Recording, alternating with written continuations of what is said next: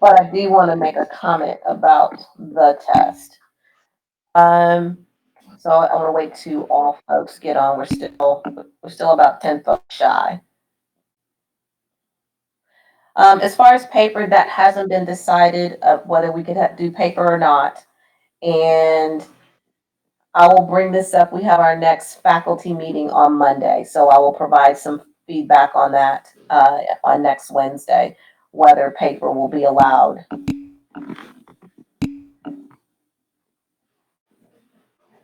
Okay.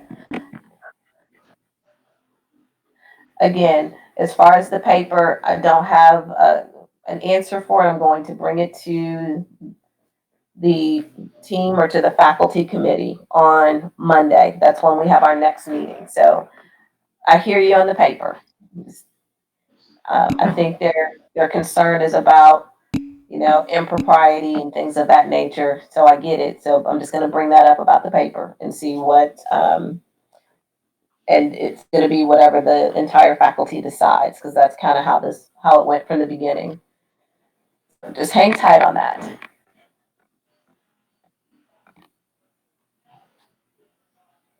Anything else about the test? What I can say is that you're welcome, guys. What I can say though is um, we need to work a little bit more on understanding like information. So not that you know the information, but what's associated with it. So even when we do intracranial regulation, and this is your big intro, you'll see a little bit of it next semester. It won't be intracranial per se, but it'll deal with traumatic brain injuries and things like that. However, kind of the details of what this means if a person has, increased ICP. What is it? Not just, and how do you calculate it? So we know that, what cerebral perfusion pressure is, how that relates to, the brain, but like tangible numbers, how do you calculate that and how do you find it?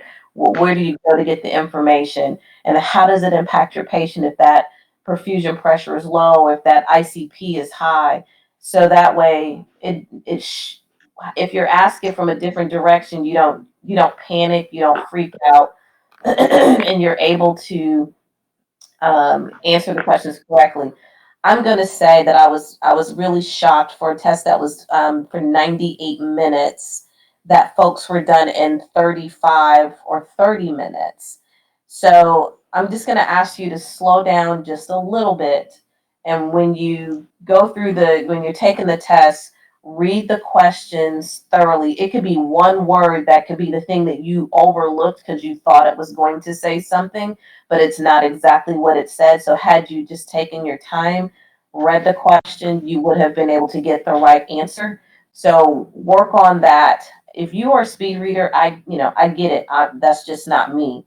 However, I think some of it was that you missed some of the things. Um, don't know exactly the average grade. I can check real quick, but I will say that those were some of the things that I noticed. I know you guys hate the select all that apply. I know you do. So we're going to work on how to get you more proficient at that, because NCLEX and HESI are going to ask the exact same thing. And I would rather have you be more prepared than less prepared, so that I can explain the more preparedness versus the less preparedness, especially if I had an opportunity to work with you on it. So my methodology to do that, um, is I'm going to open up a study session just for Q&A, and this won't be during class time. This will be off class time, and I'll just say, hey, I'm going to be in this room. I'm available from you know 10 to 11, or from 11 to 12, or whatever my time availability is. Come with your questions. Look at information. Tell me what you know about the information, and I can clear up any kind of you know, misconceptions you may have. So I'm going to try that. So I'll kick that off this week. And I'm just going to say from this time to this time, I'm available. Ask your questions. Let me know what your needs are. And I'll try not to do it on a weekday because I know all of your clinicals are Monday through Friday. So more than likely this would be like a Saturday. So, like a Saturday morning or Saturday afternoon. I try to stay away from Sundays because those are usually, your church day, and I get that. So even though we're sheltered in, people are doing virtual churches. Exam review sessions with me directly. You can, but let's see how the study session goes first, Thomas. And then, if you feel you need a one-to-one, shoot me an email. Miss Hudson can, I want to run something by you, or text me, Miss Hudson, I have a question about something. Can we talk? I don't have a problem with that. So, just let me know what you need. For the review of the test, uh, right now, with what was decided by the entire faculty, was until we have a better idea of what Proctor U does and how they do it, is to look at the highly missed. So I will kind of kick that off, not in lecture time, but I'll probably start with that I actually kind of did start with that already. But the highly missed questions were basically the select all that applies, which I know you guys, as I said before, you loathe, but I know for a fact that they're going to be on HESI and NCLEX. So I just don't want you to get the juice by just saying that they don't really matter, because they do really matter, and some of them are more intricate than what we're getting. So I know that the collaborative reviews make it harder, and I'm sorry about that. I can't, that part I can't change. I know exactly the point you're talking about. So let me just get the class average very quickly, and then we're going to move into the intracranial component, and it is going to be a lot. So there's a lot of exemplars to try to offset you guys having to, try to get it all in lecture, etc. I have given your clinical faculty, it's a 150 slide PowerPoint just on all the TBIs that you need to know, and including the post-concussive syndrome. And so you will cover that TBI over 2 weeks. So it'll be part of your post conference. So that way you'll have that portion handled, and you don't have to worry about that. But checking very quickly on this on this average, and then I have one other thing that I want to say, and then we're going to slide into intracranial after I answer the questions that you're asking. Class average 79. That was class average. Somebody asked that question. I don't know about a copy of the PowerPoint, so just you have PowerPoints in, and it covers everything that's already in your course board. And right now you have death by PowerPoints, and that's a concern of mine. So we're giving you a lot of PowerPoints. The other thing outside of select all apply that I know that you guys don't like are case studies.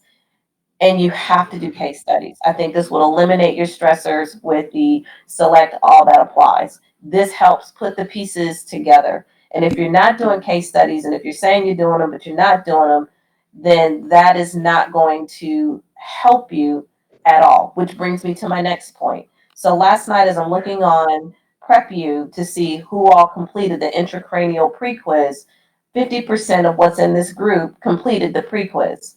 So help me understand, if you're not, investing into your learning, then how can I help you if you're not making the effort to invest in your learning? So just think about that. But this is not the first time that I've checked and the numbers were low, but they were massively low for the intracranial regulation. And it was massively low on the mood and affect, which was right before spring break. And then we had the corona and shelter and et cetera. So guys, just kind of, we're getting closer to the end of the semester. Lots of things are going to be hitting you all at the same time. And especially for you all that are still in clinical, at the med surg component. So you're going to have a lot of things kind of coming at you, like, boom, boom, boom. So try to make yourselves more organized and use your time a little bit better, so that way you can finish strong. So that's the whole point, is to finish strong throughout the rest of this semester till we get to May. So this is going to be our format. We're sheltered in until, middle of May, which we will be done by the middle of May anyway. We do have a Q&A. If you looked at your schedule, so Ms. Smith, myself, Ms. Johns, we'll be doing that Q&A via Blackboard Collaborate on the 29th of April. So that'll kind of help you get ready. I've already sent out things to help you prep for HESI and the comprehensive. So you have things to kind of, get your process going, but you have to invest in what you're saying you want to be. Sounds good? The schedule is when you go under syllabus and calendar, that's where it is. It's all been updated. Your next exam is April 27th. That'll be your exam 4. Then we'll do the 29th will be your review. The 6th, I believe, of May is going to be your comprehensive. The 4th of May will be your comprehensive. And then that Wednesday, the 13th, should be your HESI. So all of that's there. Do we have a date for the HESI retake yet? Nope, don't have a HESI retake date. So you have a PNC on the 29th. We'll work through it. And I'll see if we can get approval to maybe record that one Q&A. So that way for those that are taking the PNC exam, if that's everybody, then we may have to look at another date.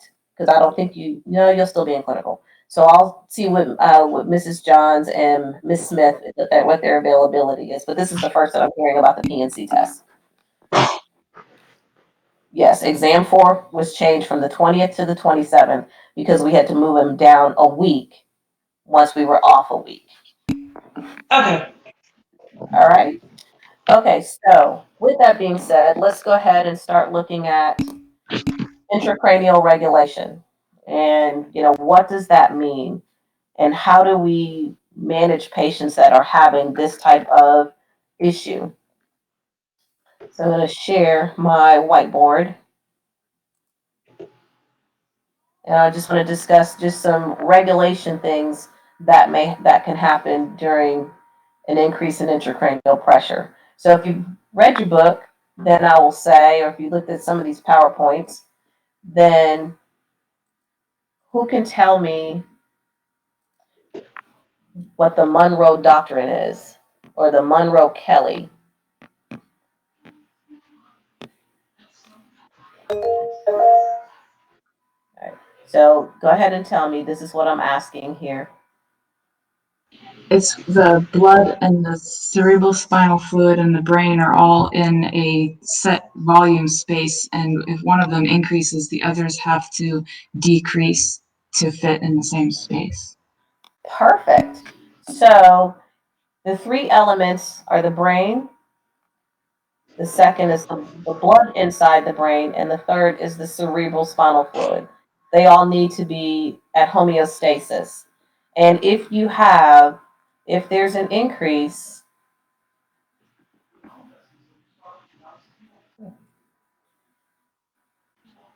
in any one of them, not just, don't need to be all, just any one, this is going to equal an increase in intracranial pressure.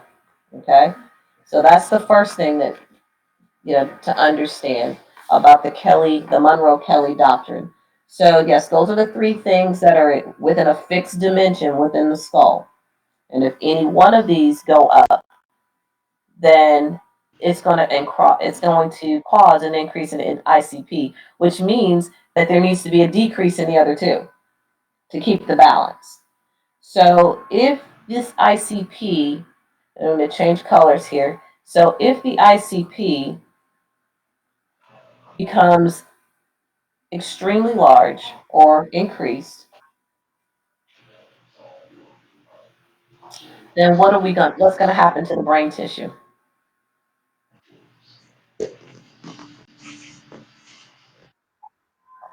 Exactly. So we're going to end up with herniated brain tissue.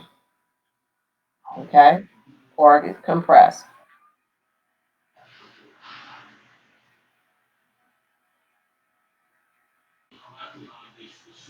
So that's true.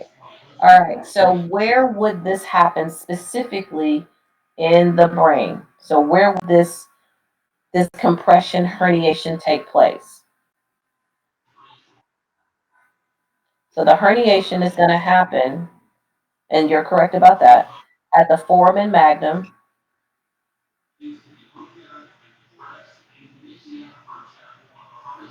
and at the base of the skull. So this is going to irritate the brain stem when this happens.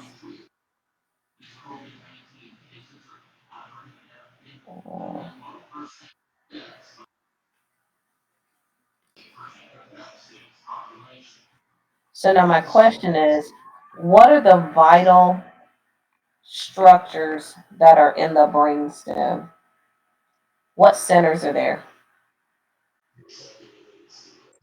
So cardiac and respiratory, those are the two centers that are there. So just kind of keep this part in mind. So if we have all this swelling, brain herniation, the brain stem is going to become irritated, then damaged, because now it cannot function correctly. And once it becomes damaged, it's the patient will now, be in a coma. Okay, so once damaged, the patient will be in a coma or will become comatose.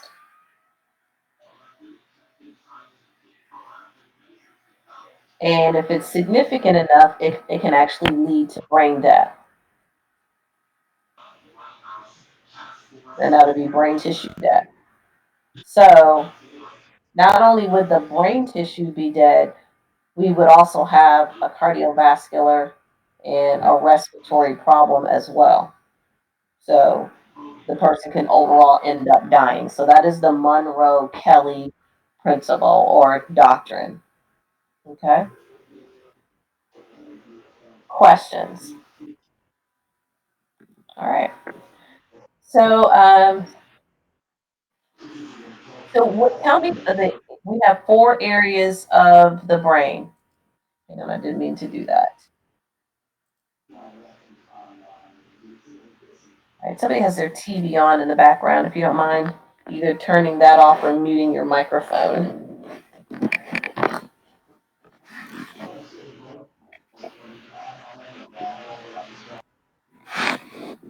Okay, so the 4 areas of the brain, what are they? The 4.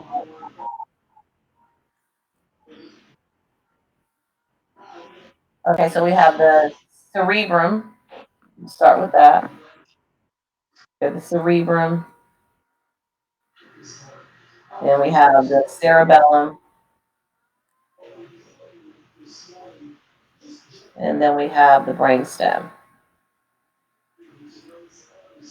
But then we have lobes. The frontal lobe. And if you're typing, I can't see what you're typing. I'm sorry. So just tell me what you're saying. So we were just saying to please turn off the mics. That's all that Oh, we're saying. okay. Thank you. The parietal, and then the occipital. Okay. So for those, if you have damage to those areas, what would be the deficits the patient would experience if they had deficits to those lobes? So if it's the frontal lobe, that is responsible for what? For reasoning and decision making. Okay. So reasoning and decision making. Okay. Speech. Say that again. Speech. Yep, speech. And it's also responsible for information storage or memory. I'm going to say info storage and memory.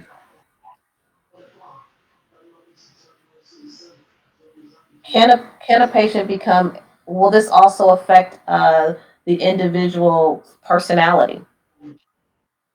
Yeah. So Yes. personality, and whether or not they will be aphasic. So this will be that area. For the temporal lobe, this plays a role in the memory of sound,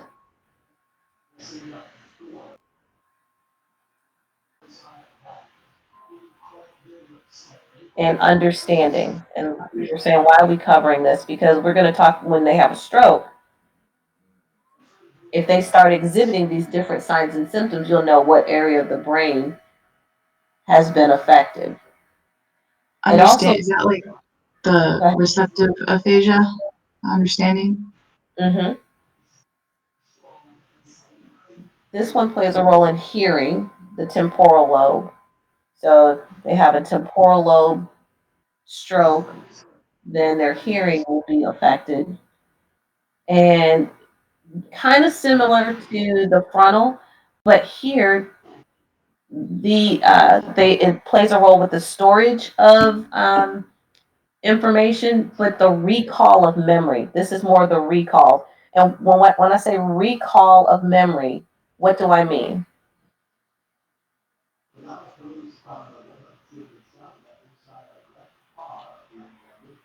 So can they remember events? So when they have a head injury, they have those two types of amnesia, which could be retrograde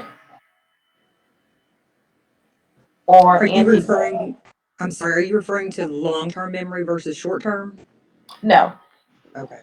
When you have if you have, even in a concussion, you could potentially have retrograde or antegrade amnesia.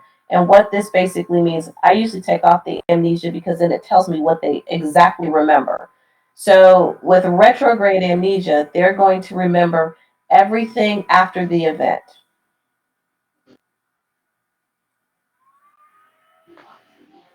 but nothing before.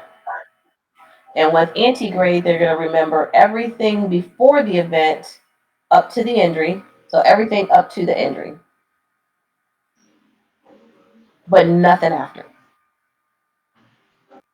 So that's the reason why I take off amnesia, because when you say amnesia, you start twisting around which one they do. So retrograde tells you they remember everything from, after the event, not even the event. Antegrade, they remember everything before and up to the event. So if they have a temporal lobe injury, they would have amnesia of some sort. That's what that recall of memory would be referring to. Okay. So with the parietal, which was the next one, and I'll just scooch this over so that we will know that we're answering the right thing. So with the parietal, they're going to have deficits with the interpretation of information. So I'm going to say info interpretation. And their awareness of their body. So body awareness. Okay. Is that like proprioceptors or is that more a cerebellum thing? Based on location, that would be more proprioceptors, because cerebellum is much lower. That's closer to the occiput. Okay. Looking at occipital, this is going to look at vision and memory. So vision interpretation. So the vision will be impaired. And when we talk about brain tumors, depending on where the brain tumor is, will determine exactly what deficits or types of seizures the individual will have.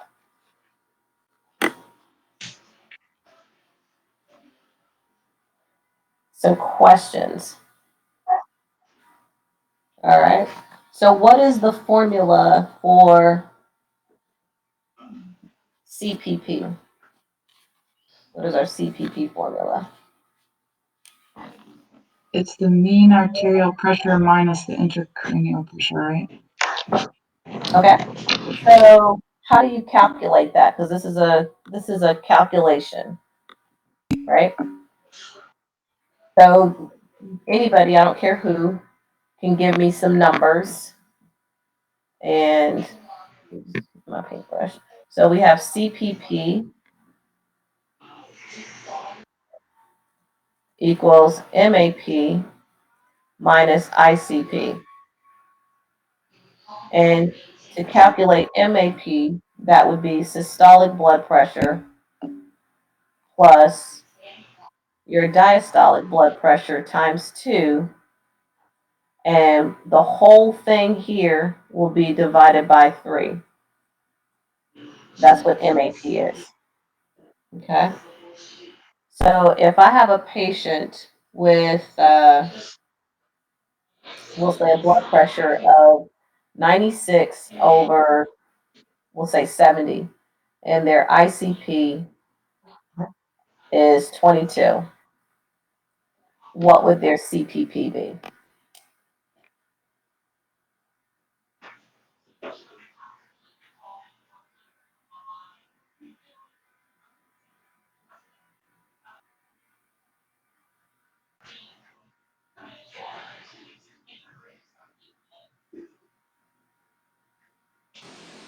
$97.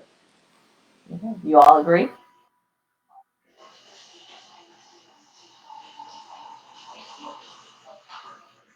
So we would take 70 times 2, which is 140. So we'd have 96 plus 140. Can somebody mute your, can you please mute yourself? You sound like you're going out the garage. Which is 236. And divided by 3 would be 78.66 or 77. Okay. And then we're going to subtract 22. So what did you get, Randy? Because that sounded like that was you. Yeah, but I was wrong. I took the systolic and diastolic and then times them both times 2, so that was wrong. Okay. So what you should have gotten would be 56.6 or 57. Oops, not 56, 57. Is this formula one we'll have to have memorized for the test? That is correct. So yes, you need to know how to calculate CPP. Like from the ICP and the blood pressure given? Correct. Okay.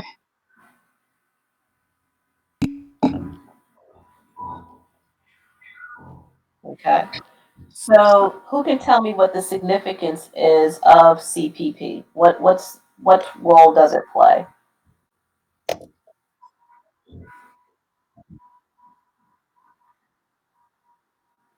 Okay. And what is normal CPP?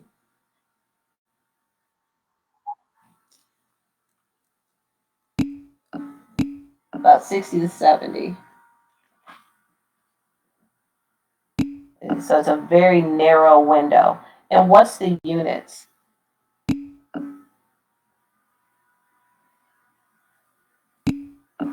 Millimeters of mercury. So it's kind of the same as your blood pressure, right? Miss Hudson, Yes.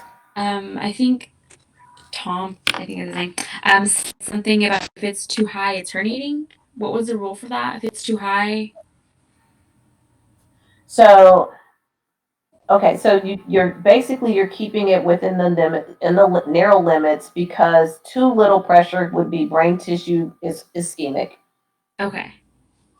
and if it's too high, then we have an increase in intracranial pressure, and which means we can have herniation.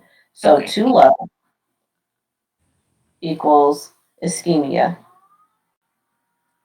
Too high equals herniation. And then I'll put in parentheses, increase in intracranial pressure. That's why we talked about the Monroe-Kelly thing first.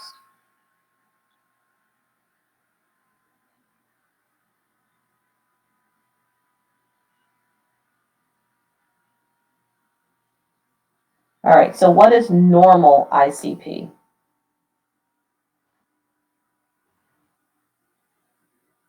So intracranial pressure, what's normal? Not like 5 to 15. Somebody has a question.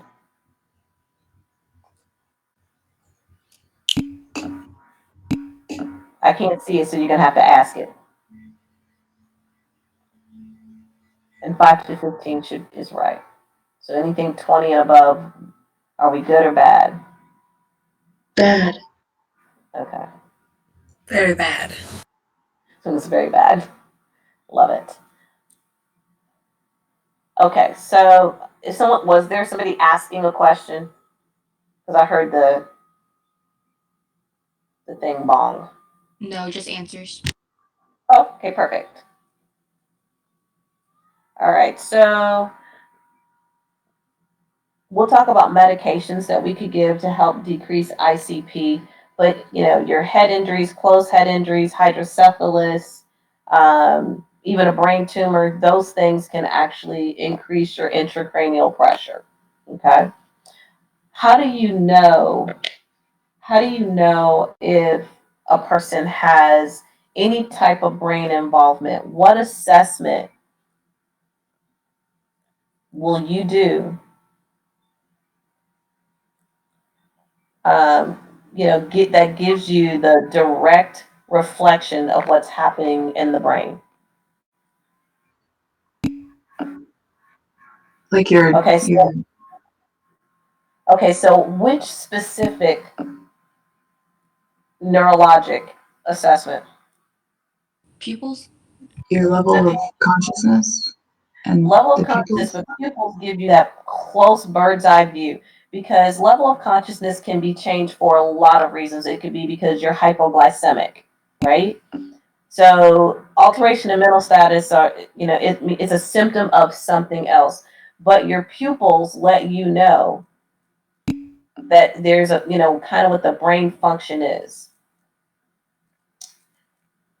And if your pupils are reacting briskly, then we know we have, good brain function, right? What if they're sluggish?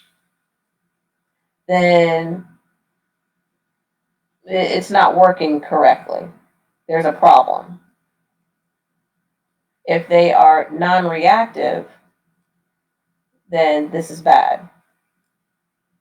If they are unilaterally dilated, so if you have unilateral pupillary dilation, too many P's, 2 L's. So you have one pupil that's this size, and you have so this is your left pupil and this is your right.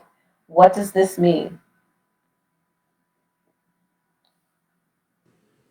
Probably a stroke on the opposite side. I would think like something of a brain bleed. It's a herniation. So what we've been talking about with the Monroe-Kelly and ICP, but your pupils are letting you know that this is what's happening. Now, we want to recognize it when we're having an issue back here. So when they're sluggish and they don't respond, and they're sluggishly responding, we don't want them now to be this size, because this is pupil size. Now there's a small percentage, I'm just going to address this very quickly. There's a small percentage of folks that have naturally different size pupils. That's known as anisocoria. Okay, so that person would say, I've had this all my life. But you're also looking at signs and symptoms. You're looking at patients' responses. Do they have any weakness to an extremity? To both extremities, to upper and lower, one side of the body. Those are the things that you're paying attention to. So that way you know that this is not anisocoria. But if a person has a head injury, then, this is not going to be anisocoria. If the person had a stroke, this is not going to be anisocoria. It's going to be a problem. So we need to kind of, not skip over that pupillary check or the assessment. And we have other assessments that we're going to do, like the grip strengths and pedal pushes. And, we're going to check all of that to make sure that the individual knows what to do. Go ahead.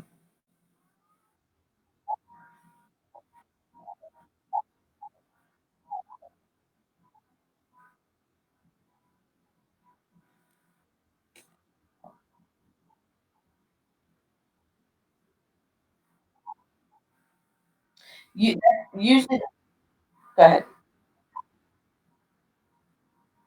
Right, because both pinpoint that's usually like a drug ingestion.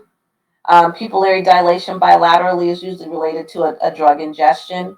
When they're opposite, so like if you're amped up, if you have narcotics, then both of your pupils are going to be constricted. If you've been drinking alcohol and you're past the whatever limit, you can't see it. But the reason why the police shines the light on your eyes is because they're jittering and they're moving back and forth, known as what? What's that word? Nystagmus. And then if they're dilated, two things would be they're on amphetamines. So that's the reason why they're super dilated. So when you have one that, because they should move together, but when you have one that's moving opposite than the other, then, and this is not even field, this is what you would find would be unilateral pupillary dilation of your patient. And you, okay, go ahead.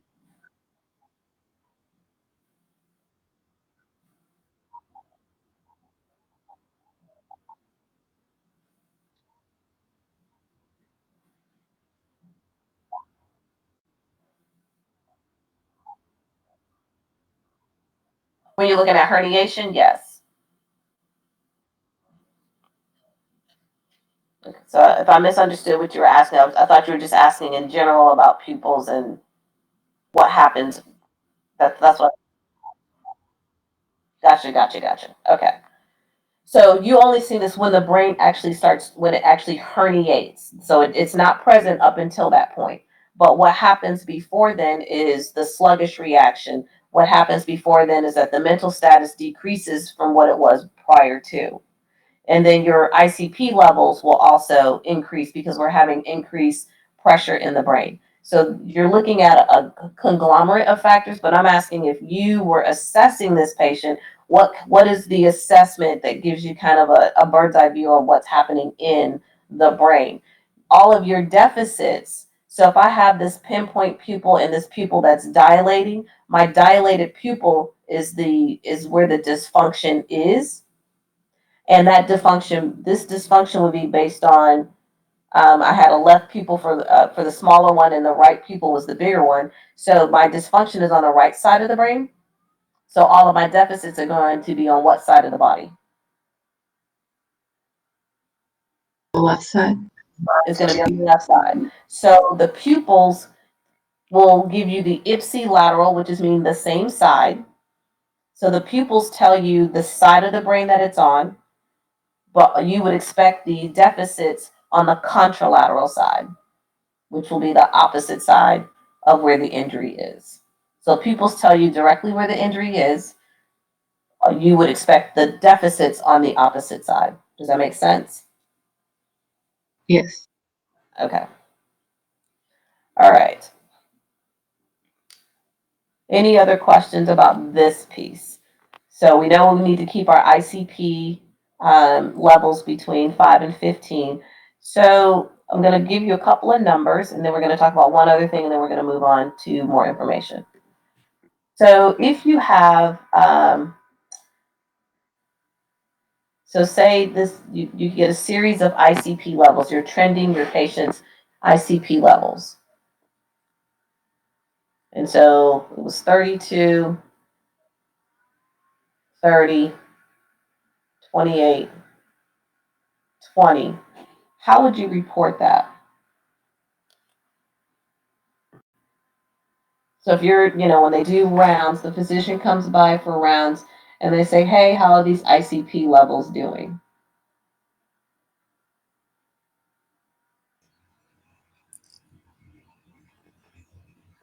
I believe it's high. Okay. It's So it remains, decreasing. it's decreasing, but it still remains elevated, correct? Yeah. So, that's how you would report any values, even if it was, if I did 20, 18, 16, those were your numbers. If it's still greater than 15, it's still elevated because normal would be 5 to 15 or 0 to 15. So just, how do you read that information is basically what it is. Now, if it was, 20, 14, 10, then, it's decreased into normal limits. Does that make sense? Because it was out of limits here, and now we're in play here.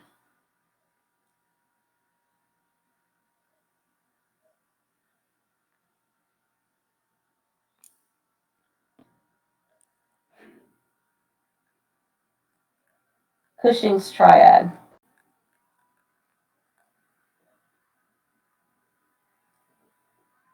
What makes up Cushing's triad? Well, based on the word tri, we need three things. What are they?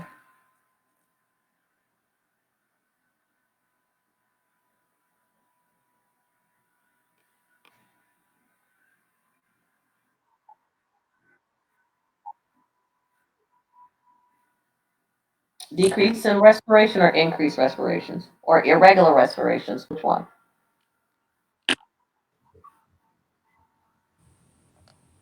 I think it's Okay. increase in systolic blood pressure, probably. Okay. It's a widening pulse pressure, right? Okay, so all right, we have a widening impulse pressure. And that basically is an increase in blood pressure. However, your systolic and your diastolic gap is big. Okay, so give me a blood pressure that represents what you just said. Okay, so 180 over 90 would be correct, or 180 over 110, or 190 over 110. So the pressure is elevated. All right, so I'm going to just put in here, increase BP. Give me the next rate, which you said would be low. So bradycardia is what this would be, or low heart rate. Give me a value. Pick any. Okay, 42. Next one. This is actually irregular respirations. There are three types of respirations that are usually associated with Cushing's triad. And one is Cheyne-Stokes. And if you look at the definition of Cheyne-Stokes, there's nothing slow about it. The other one is central neurogenic hyperventilation.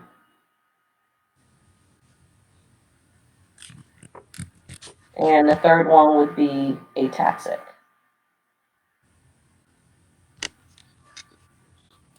So Cheyne-Stokes respirations is very similar to that of accordion breathing is what I kind of call it.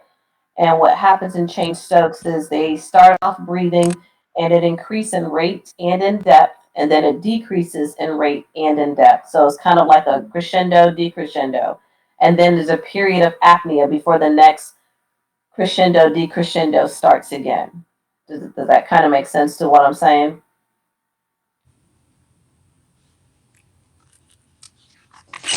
So Yes. here, if you had Cheyne-Stokes, it would be you start out, it increases, then it decreases, and then you have a period of apnea, then it does it again. So it increases in rate and in depth, and then it decreases to become apneic. Then increases,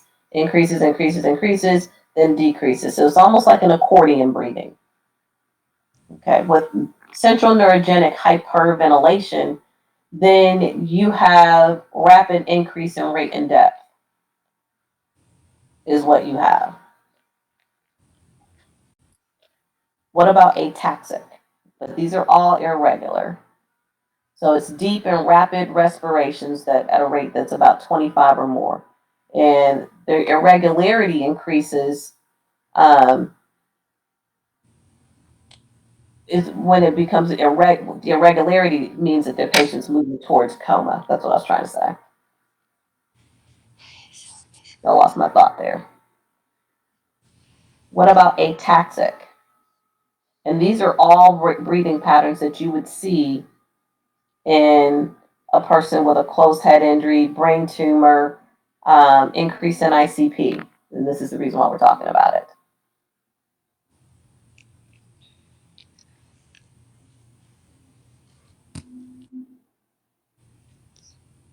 Last So for one. ataxic, it looks like they would rapidly increase and then just be apneic.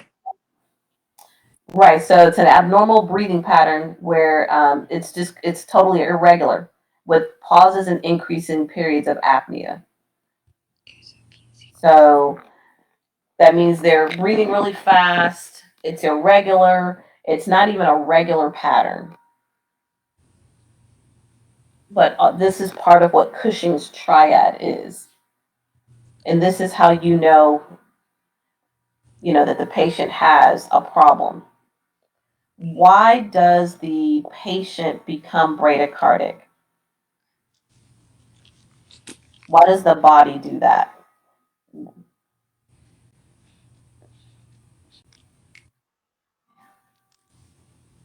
Say that again. Vega who?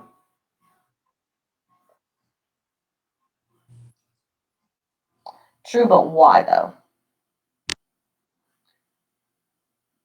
So if you have a pressure if you have high blood pressure, your vessels are narrow, correct?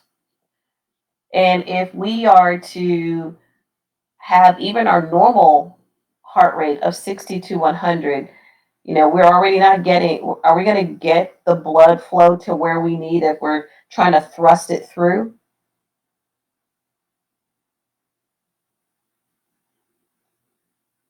No. No. So what the body does is it decreases the heart rate in hopes of, we can perfuse more areas of the body, but at a slower rate than trying to push it through at a faster rate and then run the potential of clots and things of that nature. So they're hoping to have the heart work a little bit more efficiently at a slower rate and getting more blood flow out to the end organs or to the tissues and organs throughout the body than trying to increase the rate. Would we give this person atropine or epinephrine or anything like that to try to increase their blood pressure or to increase their heart rate? No. So things like that would not be the treatment for this person. Okay. All right. Any questions on just the kind of the backstory of things of intracranial regulation? So that way we can move on. Yes. Oh, you must be saying no. All right. I'm Can hoping you that's what you're saying. oh no, I was asking, can you re-explain central neurogenic hypertension, hyperventilation? Because I missed it. Couldn't hear you. Central neurogenic hyperventilation is basically an irregularity and increased rate and depth, but these rates are going to be over 25. Our normal respirations are 12 to 20. So this will be like an irregular respirations of that's 30s. And it's a rapid, deep, fast, in rate and in depth, but it's irregular. So I wanted you to know that it wasn't just slow. These rates are quick, but they do have periods of apnea associated with them. Okay. All right. So that's completely different. Don't confuse this with Cushing's disease. This is Cushing's triad. So it's like those, like Beck's triad, Cullen sign. These are signs that we're talking about. Okay. Does it have any correlation to Cushing's or no? It just happens to be the same. Nope. The word is the same, but there's not a correlation there. But the Cushing's triad, it correlates to the increased intracranial pressure, or what does it correlate to exactly? ICP. Okay. So this is letting you know that there's an impairment of the brainstem. Miss Hudson, Yes, how is the ICP figured? Like, where does that it's a number? measurement. So you have How to do they? measure. How do They they get that? calculate. Okay, so they'll put in an arterial line to measure, or not arterial, cranial. There's several ways to measure it. So I'm trying to make sure I give it to you the right way.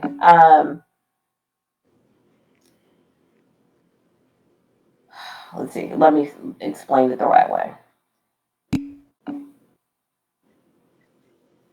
I hear somebody typing. Yeah, well, that's what I was wondering. Is it a lumbar or spinal tap or something that? Now, spinal tap it will give you if there's like The meningitis. yeah, for meningitis. So they're going to do an intraventricular cath. So they're going to do a craniotomy or drill a hole, and then they'll put it into the left ventricle to measure that. What we're going to do is just give you the number. Oh, okay. So you won't have to, if a person that they're looking at ICP, they're going to have a catheter inserted in the brain. And I was about to give you the one for an arterial line. I was like, no, that's not right. So with that, it'll measure the brain, the pressures in the brain. So it's not, you can't measure that from a blood process. Does that make sense?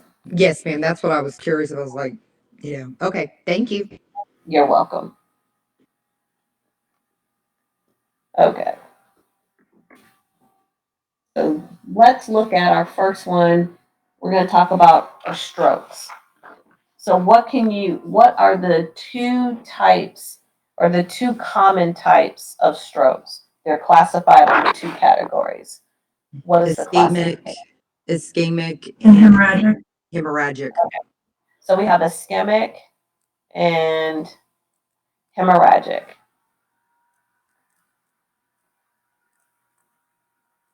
So this is a clot.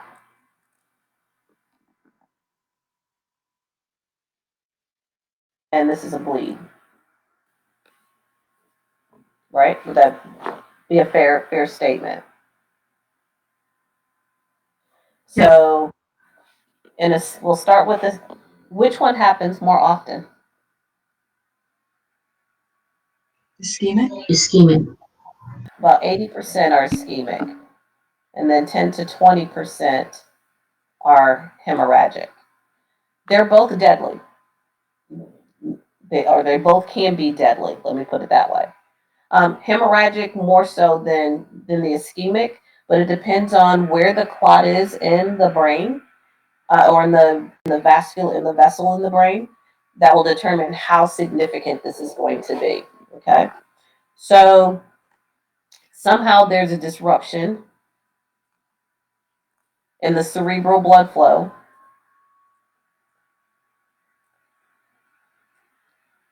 Secondary to an obstruction.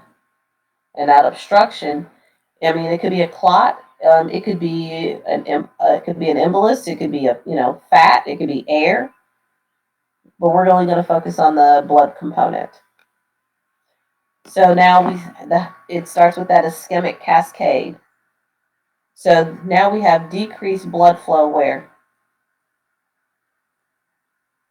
To the brain. And this is going to impair brain function.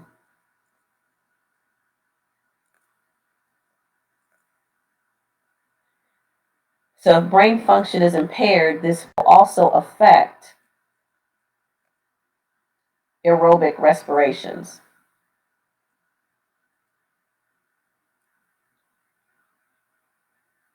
So if we have decreased oxygen, then instead of having aerobic respirations, what are they going to be? Anaerobic.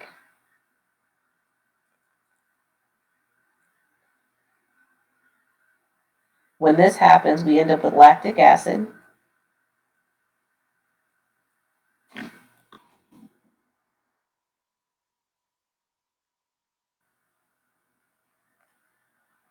And we're going to end up with a decrease in the pH. So is that decrease in pH, will the person be more alkaline or more acidic? Acidic. If they're going to be acidic. Acidic. Yep. Okay. So the brain needs oxygen,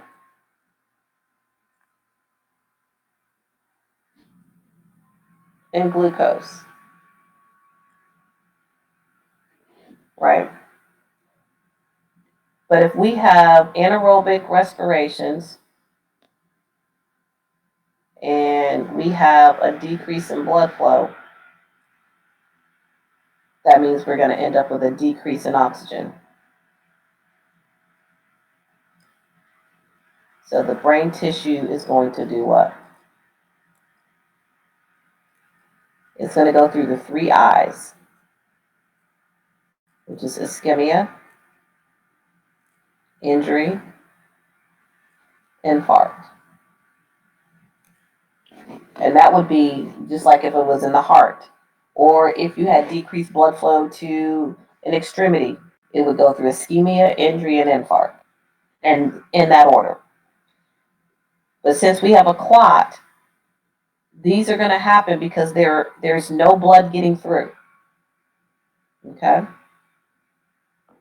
So, what are the causes or risk factors for an individual that had a stroke or is thinking they may have a stroke? What are risk factors to this? Smoking, Okay. high blood pressure, Diabetes, atherosclerosis, obesity, Okay. and oral contraception. TIA or a previous stroke. So I had obesity and previous stroke, probably family history. Yeah. Stress, and I'm going to talk about that here in a minute. There was something else I heard. Oral contraception. I said a TIA, the transient ischemic attack. That's stroke. actually a warning sign. That's a warning sign, almost like angina is to a heart attack. So we're going to talk about that too, because that's a very, very good point. That was John said smoking. Yeah, someone said smoking already. All right, so let's go through these quickly. Smoking, what's the factor that's the issue? nicotine, Vasoconstriction. Nicotine. Nicotine causes vasoconstriction. Okay, so anything with nicotine in it, this is what's going to happen. We already know this causes vasoconstriction, right? And it also it weakens the vessels.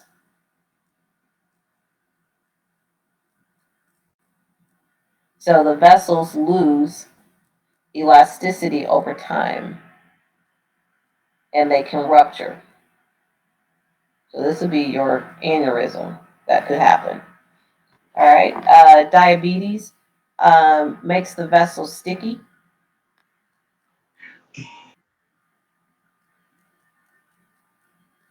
Increasing their ability, clot formation. High cholesterol, same thing. We have, or hyperlipidemia, which is the other word. So we have cholesterol and calcium that bind together to get a plaque. So we have plaque, but that also narrows the vessel, the your vessels in the body. Atherosclerosis is that basically this here right above. That's what atherosclerosis is. Obesity would be because of increased fat, which will be part of the top two as well. Previous stroke could put you at risk for having another stroke. Absolutely. Stress. How does stress play a role? Raises your Blood sugar It and your blood pressure. How? And you are correct, but I want to know how.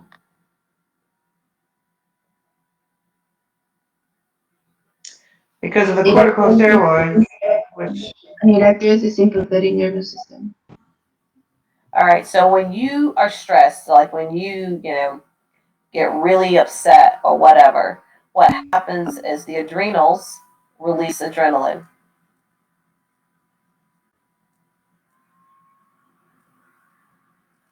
And epinephrine is what I'm speaking of. okay. And what epinephrine is going to do is cause vasoconstriction. Because epinephrine works on the alpha 1 receptors in the blood vessel.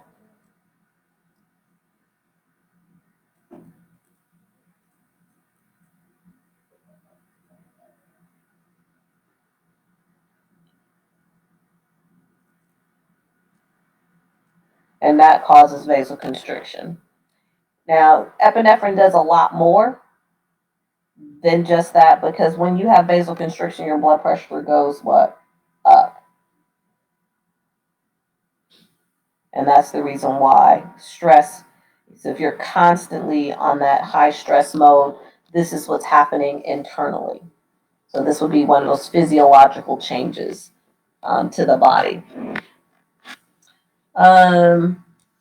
One other thing that we didn't talk about would be AFib. Atrial fibrillation could be a reason why the person develops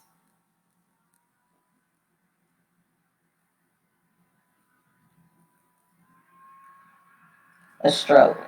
And what's happening in AFib is some blood is being left behind in the right ventricle. It's not being pushed forward. And when blood is left behind, it's stagnant, and that causes what? When the blood is stagnant, it's going to cause a what? Clot. So if you wrote clots, then that's what's going to end up happening. So people in atrial fibrillation are at risk of developing clots, which is why they put folks like that on an anticoagulant or coagulation modifying medication. Yes. Ms. Hudson, I read that cocaine use often also causes ischemic strokes. Is there like a correlation for that? Because it's a drug use or it causes vasoconstriction or? Yep, cocaine causes vasoconstriction. Okay. So you answered your own question. Okay, thanks. You're welcome. Okay.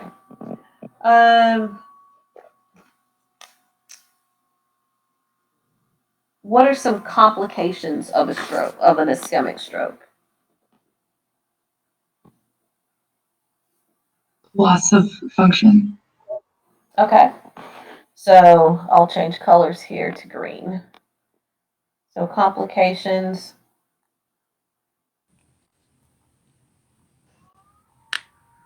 Could be loss of function. Motor ability. Mm-hmm. Okay. So we'll say motor ability, sensory. They could have dysphagia. That's not how you spell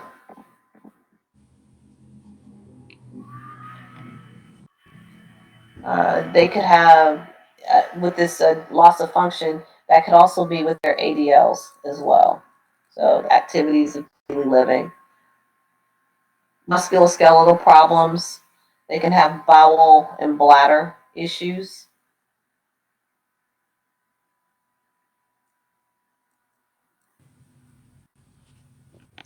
So,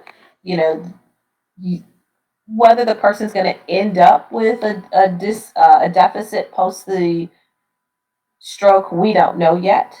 But that these are all potential things that can happen to them. You know, they can have increased ICP and have another problem. So, you know, the issue here is that decreased cerebral blood flow due to an increase in ICP.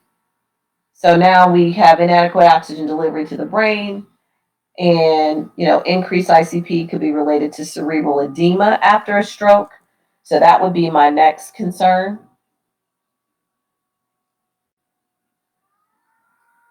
That we would want to monitor for is making sure they don't develop cerebral edema. But they can have communication problems, which would be dysphasia with an S. So S equals speech. And you can think of G for GI. So that would be food or difficulty swallowing. So they can have any of those communication losses, whether it's dysphagia, aphasia, where they can't talk at all. They can have difficulty just speaking, which is dysarthria. So there's a lot of different speech deficits they can end up with. They can lose their inability to interpret sensation, or have visual disturbances, or have loss of half of a visual field. So this can also be a vision issue. We said sensory, so we'll say vision problems. And one specifically would be hemianopia, which is basically they lose half of the visual field.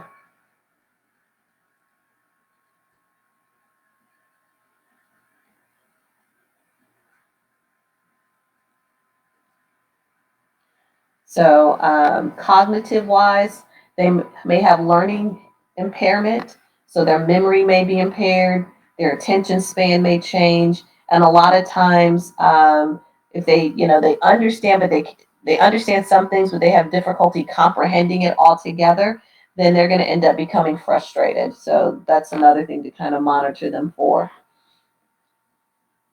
Make sense? All right. So signs and symptoms. And then we're going to talk about scales and things like that. Signs and symptoms that they would present with would be, and usually your ischemic strokes, they'll go to bed normal and wake up with the deficits. So they may have difficulty, you know, speaking, which would like slurred speech.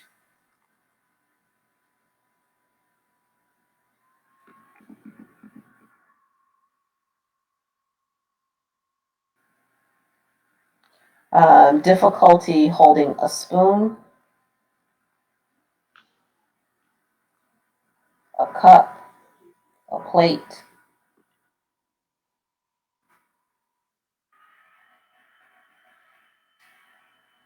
Difficulty walking.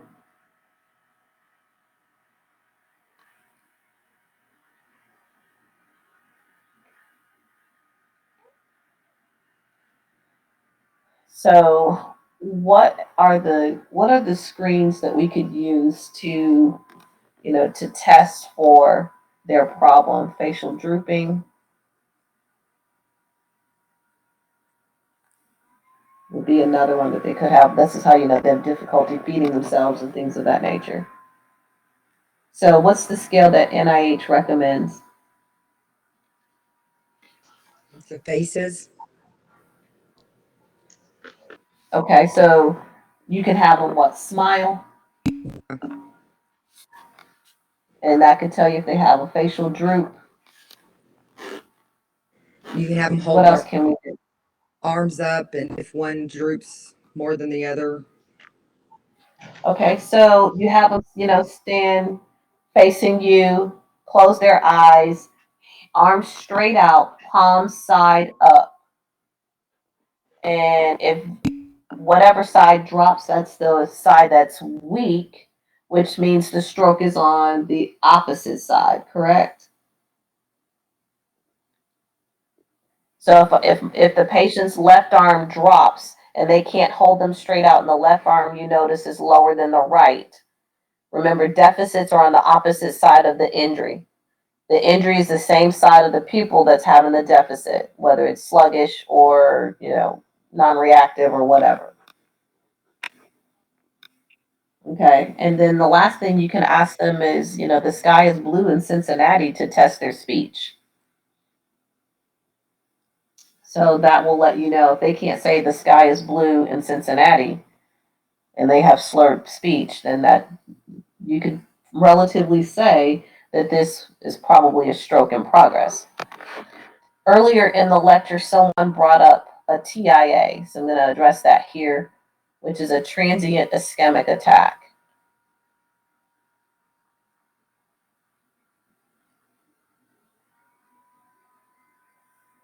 So TIA. What makes a TIA different than a stroke? It resolves itself. It does resolve, and it usually resolves within 24 hours. If a person's having a true stroke, that's a terrible line. If the person's having a true stroke, then they may have resolution, but it won't be in 24 hours. So this patient should actually regain full functionality of whatever deficits they were experiencing within that 24 hours if they're having a TIA. So a TIA is a warning sign that if you don't change things, then you're going to actually have the big one. Okay? Would that be considered a mini stroke when they say mini stroke? Yes. That would be your mini. And sometimes, depending on what area of the brain is affected, I mean, it could affect your equilibrium where you may not be able to drive, or you're driving and all of a sudden you just get super dizzy and things just get all out of focus. And it may take them 2 years to diagnose it on an MRA, which is a magnetic resonance angiography. So they have to look at vessel changes.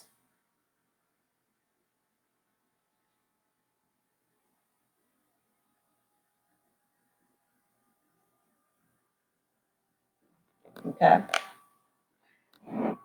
Questions about that?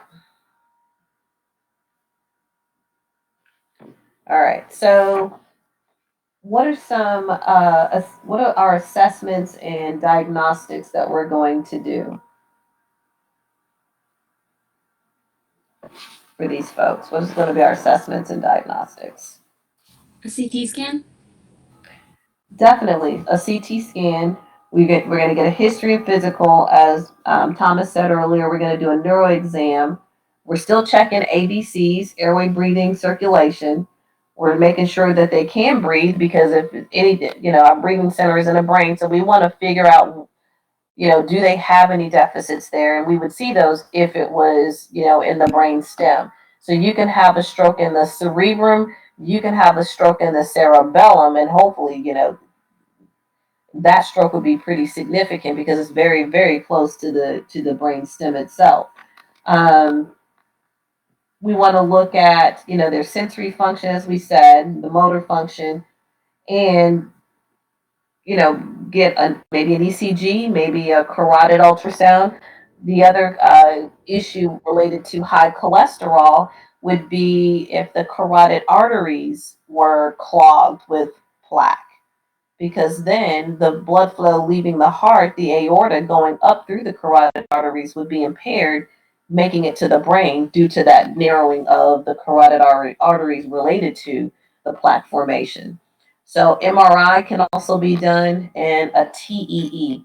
What is a TEE? It's a trans what? Wednesday's Child has such an amazing impact on finding happy homes for children in foster care. You can help. Become a Dallas Casa volunteer to ensure a future for our most precious children.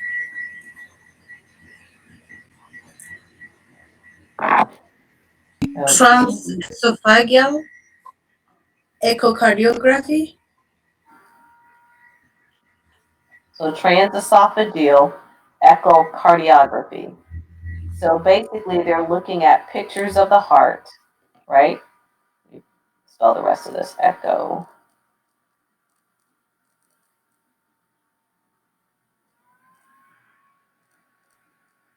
And what is that going to tell us?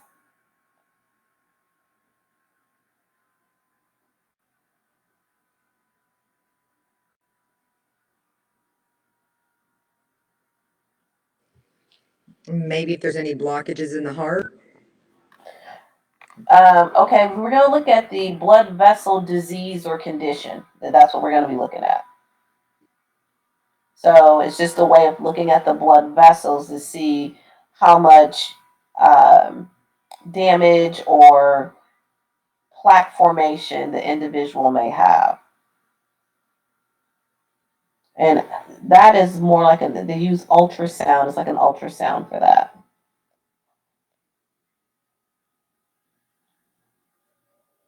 So it does give that detailed picture since it's cardio of the heart and what's going on. But it also lets you know about vessel condition. And if they're actually if the pump of the heart is working well to push out the blood flow to reach to the rest of the body, maybe that may be the reason why they're having an issue. If an individual does have coronary artery plaques, then what's the procedure they can do for that to actually improve blood flow? Stents? A stent.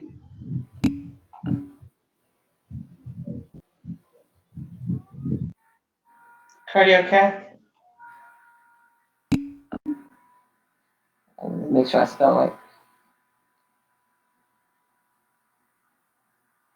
Misspelled it almost. Hold on. It's actually a cardiac arterectomy.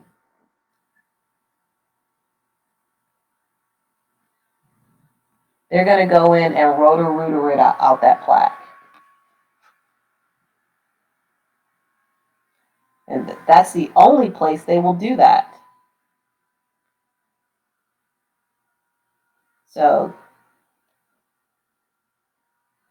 when they do that endarterectomy, they're going to remove the plaque or blockage that's there. So it's kind of like when your drain is clogged. Okay. All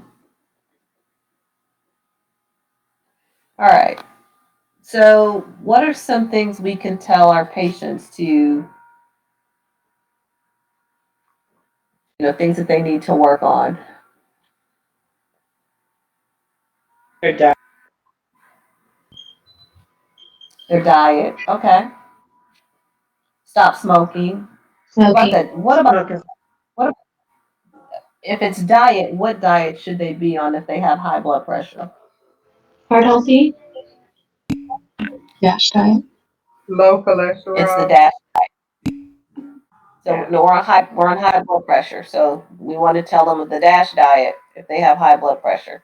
If it's because of high cholesterol, then we should decrease the cholesterol intake. So that is true.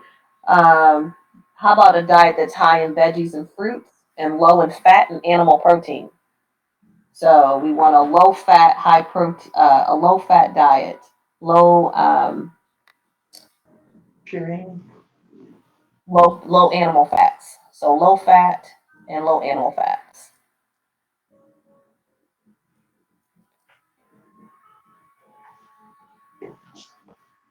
Or low animal protein or organ meats or however you want to put it.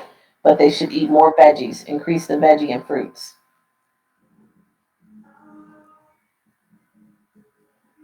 Okay. Who tends to have these strokes the most? What group of folks? Primarily men and African Americans. So it's usually people that are at risk of all those risk factors that we talked about previously. So we would need to be addressing those individuals, making sure that they're making some, we give them the right information to make dietary changes now so they don't have to worry about stuff later. Looking at management, we'll probably start them on some type of anticoagulant at home after we manage everything else.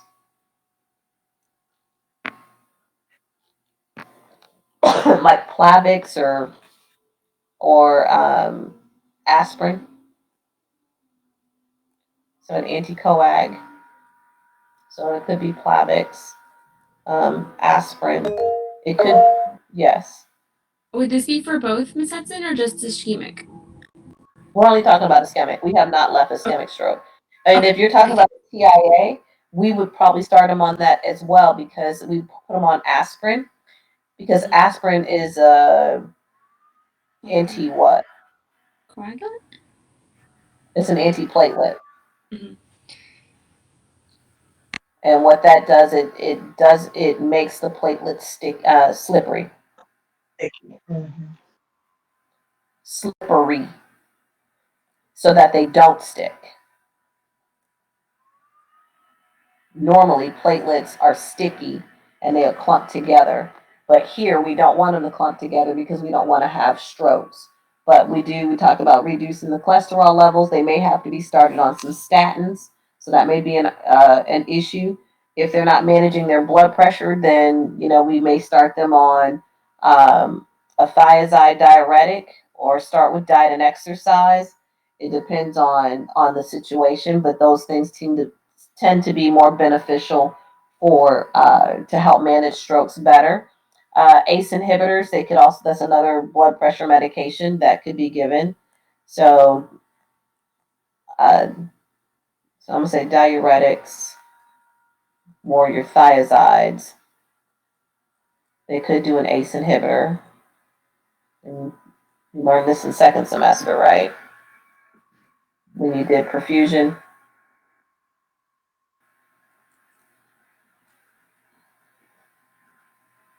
So those will be some options to help manage the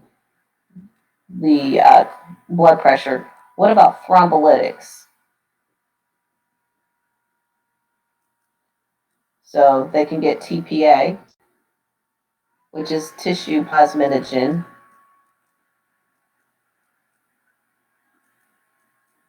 activator. And when would that be helpful? Can all patients get this?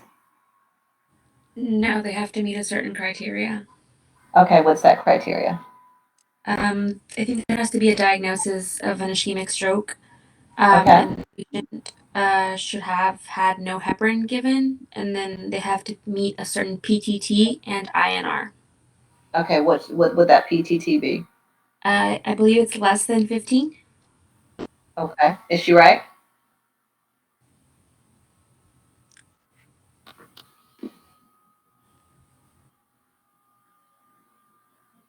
It should be less than 15, 1-5. So yep, you're right, PTT, because it got really quiet, so it's just easier for me to move on. And the INR should be less than what?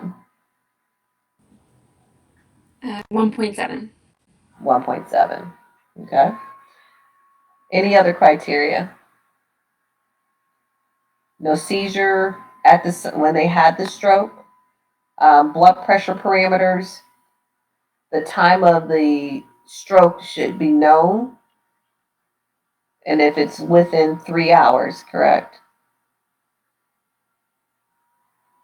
No previous head injury, no previous intracranial surgery in the last 3 months. So there's a lot of criteria. And platelet count has to be a certain value. So platelet count has to be over 100,000 in order for them to get TPA. This is a clot buster, which basically means it's going to break down any clot anywhere in the entire body. Miss Hudson, there's no age limit on that? It can be 18 and older.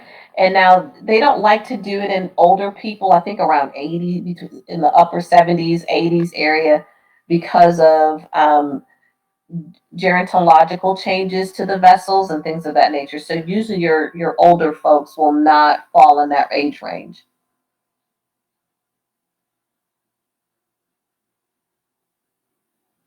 Are there any other parameters related to TPA? patients should not be receiving any heparin or any other anticoagulant drug. True. Any others? Okay. Other things that they may receive would be mannitol if they have an increase in ICP. And what is mannitol? It's an osmotic. It's an osmotic what? Diuretic? Diuretic. Diuretic. And so its job is designed to decrease cerebral edema. So that's why they give it.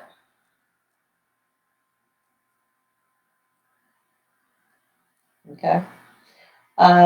They may end up with a craniotomy or craniectomy to help alleviate the ICP.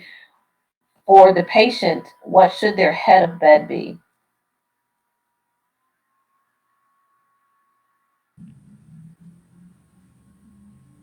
And this is to promote venous return and decrease ICP. Elevated 30 to 40 degrees. Less than 30, so 15 to 30 degrees. Yeah. So yeah, we don't want it to be super elevated, above 30 degrees. Let's just make sure you can see my 3 there. So that's what the head of bed should be. And this is going to increase venous return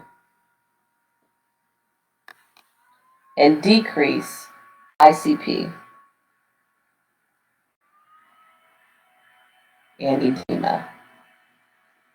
But we don't want them higher than that. Okay.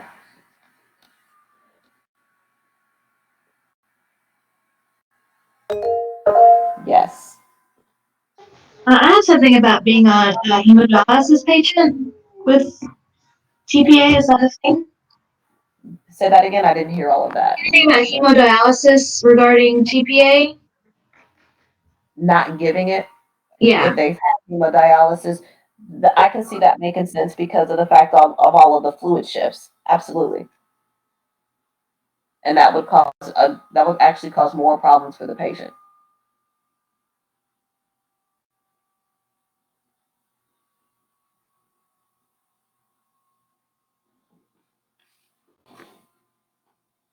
Any other nursing interventions?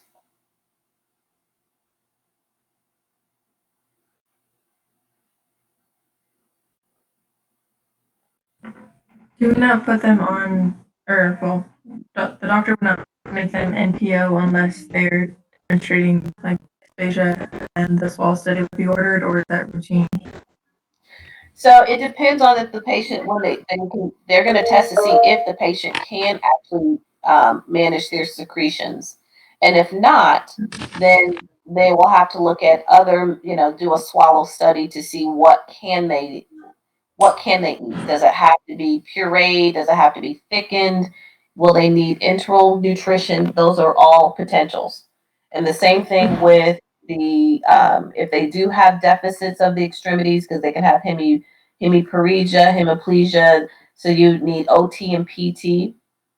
PT to help with range of motion and those exercises to strengthen the muscles, and then OT if they need any assistive devices to assist in them, getting dressed and things like that, and use of their hands. Somebody else had a question or chimed in. I have a question. Can a pregnant woman receive TPA? Oh no. No. Now, I don't think no. I can't. If you give a pregnant woman TPA, let me work it through. I don't think pregnancy is one of the ones for them to be able to give it. Now, if they feel that this is going to benefit the mother, the discussion would be how would it impact the baby. So, in order to save the baby, you would save the mother. But that would be a conversation for the neurologist, for the neurosurgeon, and for the family, because they would have to choose. They won't be able to give that TPA, save the mother, and then not have it impact the baby. So that would be a risk versus reward. on that note.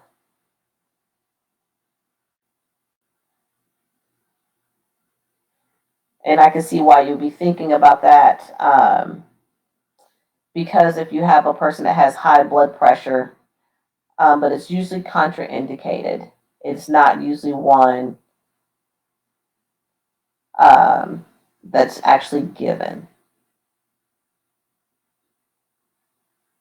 But they have to look at the risk balancing, the potential outcome. So that's going to be a decision between the two neurosurgeon and the family. But I have not seen a pregnant person get TPA. It doesn't mean that it has not happened just because I haven't seen it. Yes. So we were talking a little bit about the signs and symptoms, Ms. Hudson, and you went over a few, but would you say that in regards to signs and symptoms, it kind of varies according to how much time has gone by and the location of the ischemic stroke? True. These are just different signs and symptoms that patients can have. They're not going to or they're not going to show them all. They're not going to display them all. That's the word I was looking for. So they could have they could have the sensory problems, the difficulty speaking, they could have visual disturbances, walking disturbances, they could have hemiplegia. It's really going to depend on the size of the stroke, it's going to depend on the location of the stroke. We won't know that until we get a CT scan, how much the brain has been impacted. Okay. So, with that being said, would the Go ahead. CT be like an indefinite diagnosis of whether it's ischemic or hemorrhagic? Absolutely. Absolutely, because they can identify whether you have a bleed or whether you have a clot. So that is true. So they won't get them all, but these are just things that they can experience. And a lot of times people wait or they're not compliant with their medication regimens. So if they're not compliant, and they are experiencing deficits, then they may be like, well, you know what, my arm's been numb before. I never, this is probably just my pinched nerve. They start explaining things away, denying whether or not they're actually having a stroke or that this is actually a stroke. And you can be 22 and have a stroke. So you don't have to be 50, 60, 45 years of age. And 45 is kind of young to have a stroke as well, because those types of things usually show up as your vessels age and you get older. But you can have that situation happen to you if you have high blood pressure and you're 19, 20 years old, then you are at risk of actually having a stroke. So it's not the rule, but it definitely is a possibility. So, but most people they delay seeking treatment, and that usually complicates the situation because the brain now has gone without oxygen for quite some time, and that makes that difficult for the brain to function. So by the time they realize that this is the real McCoy, then several things have happened. So even on the hemorrhagic side that we're going to talk about as well, hemorrhagic, that component is just as deadly. But I know a 25-year-old that died of a hemorrhagic stroke because she had aneurysms, but she had a history of high blood pressure and she had a history of migraines, but stayed at home until she was unable to walk. And then they had to call an ambulance and get her to the hospital. And although they clipped one aneurysm, she had another one in her brain, and that one ruptured when they were doing the surgery. So yes, these are just guidelines, if that makes sense. These are guidelines. All right. Any other comments, questions regarding TPA or medications and things of that nature? I do. Oh, how does birth control cause? A clot? Yeah. It's birth control. It's not just birth control. It is birth control and what else? It's the combination. It's smoking. It's the combination of the two. So the birth control plays a role with the hormones in the body. but when you, as you know, when you take birth control pills, but when you mix that with smoking, then that changes the dynamics of the process.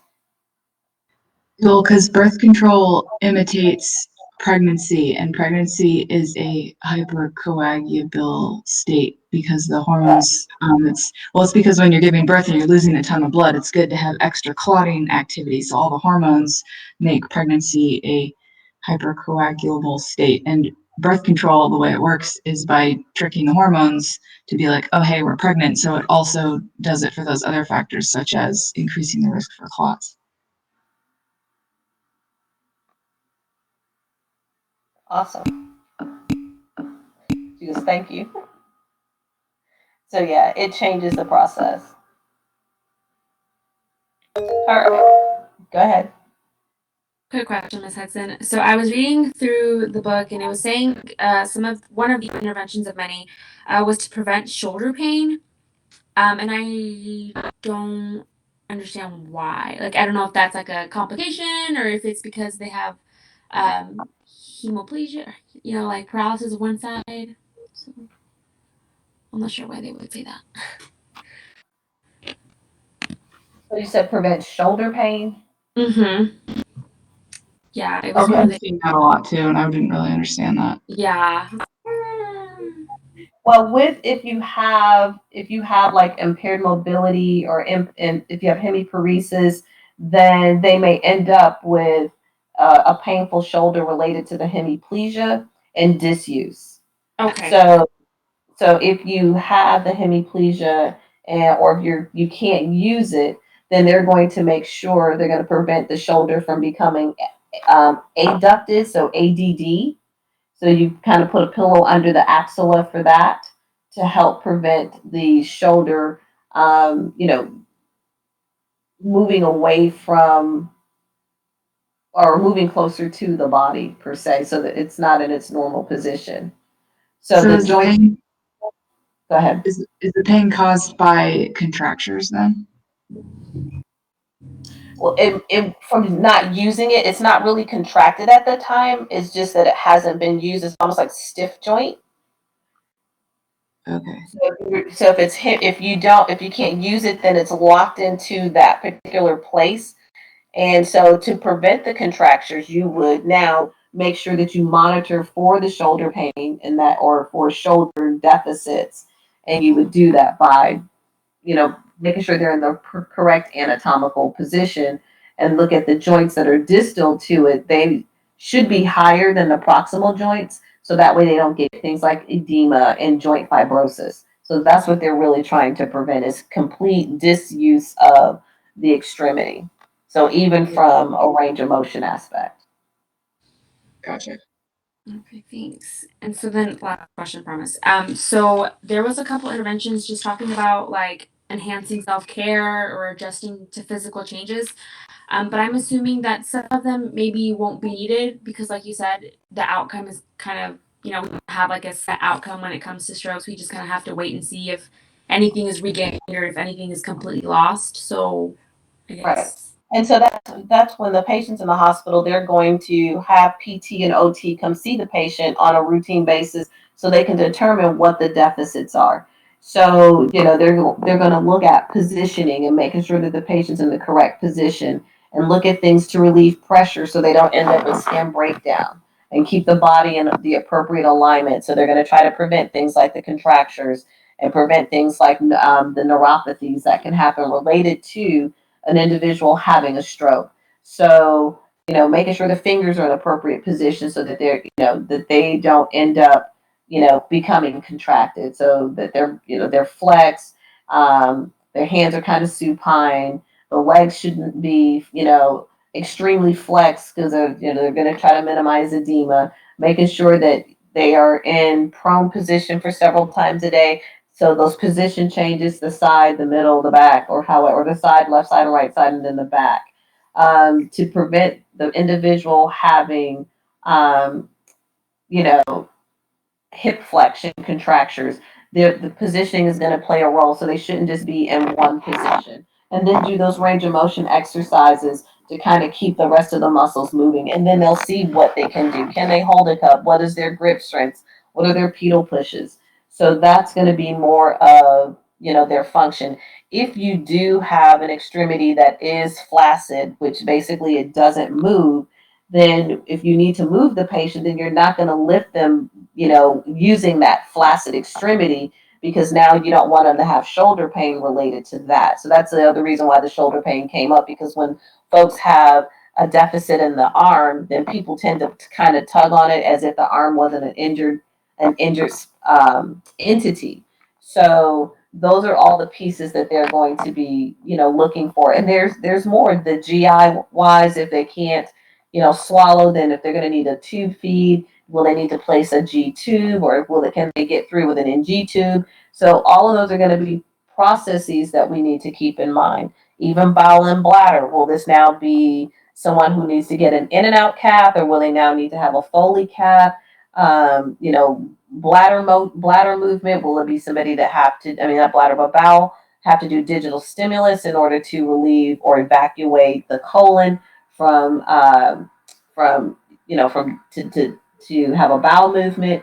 So there's so many other pieces. And then to prevent constipation, look at, fiber in the diet, encouraging, fluid intake. So those things to help the bowel stay soft. So depending on what the stroke is, how bad it is going to determine how many of these pieces you would need to institute.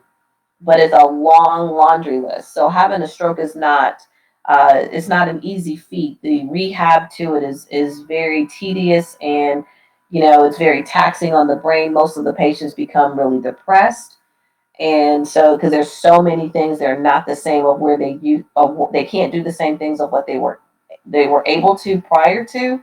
Then that's going to be, that's going to play a role on how they view themselves in the world.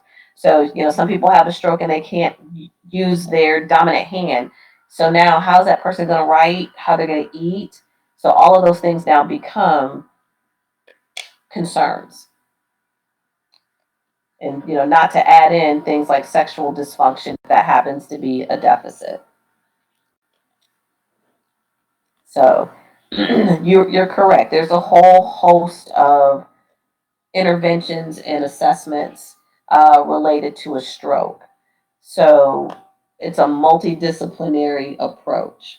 And that approach is, it's going to require, several people working together along with the patient and the family members. Because if there are deficits, they may go from being able to walk on their own to now being in a motorized wheelchair, or it may not be that significant, but they may now have to walk with a cane. And even that's going to, decrease their self-esteem. So, some people may be thankful that, I'm still alive. I didn't die behind the stroke. If the worst that happened to me was this cane, okay, I'm okay with it. And they can move forward through life. But some people are like, what, I don't want to walk with this cane. And now the fact that I can't do anything without this cane, that may now have a whole nother effect. So we should also assess them for, psychosocial and depression, to see, what's their feelings in relationship to body image changes, or even life changes. So that's a very good point.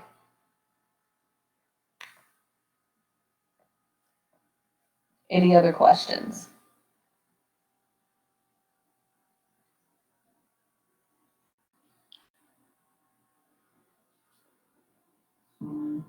Okay. Let's take about a 5-minute break, give you a chance to stretch, and then we'll do the hemorrhagic. And we shouldn't have to cover too much more, because, again, signs and symptoms are relatively the same, but your management is going to be similar with that multidisciplinary approach. And then the other thing you have to look at will be grief and loss, and that will be the same thing even for an ischemic stroke, but grief and loss of functionality, of sensory or motor, and then actually grief and loss related to, the individual potentially dying. So let's come back at 10:50 and then we'll pick it back up. Was there a question? Yes. Are we going till 11:30 or? 11:30. Okay. Because I sent the email that we would do 9 to 11:30 today. Okay, just wanted to make sure. Yep. All All right, right. thank you. I think you guys have PNC at 12, don't you? Mm-hmm. Okay, gotcha. Wait, let's take a 5.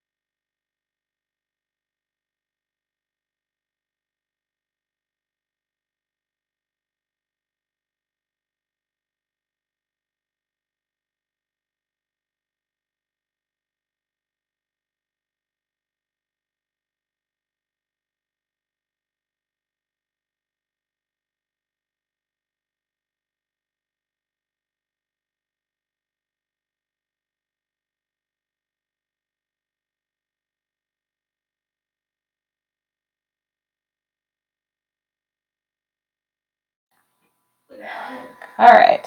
Yeah. So just to make sure that I didn't say the wrong thing, I wanted to go also take a bathroom break and then look at the TPA and pregnant people, and they can receive it. So just wanted to re-clarify that.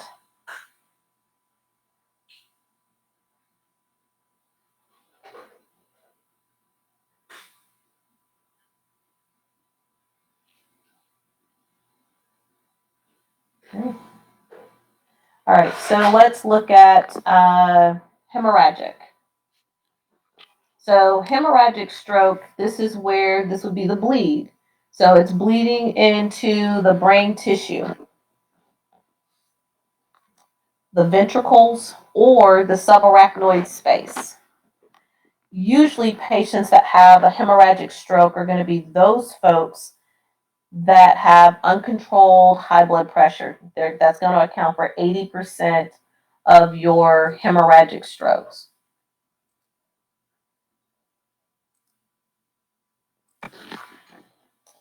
Let's do that.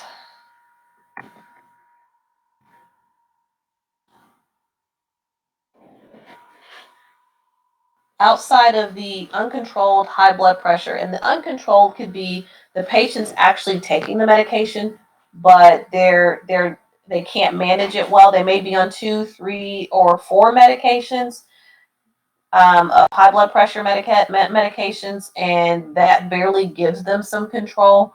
So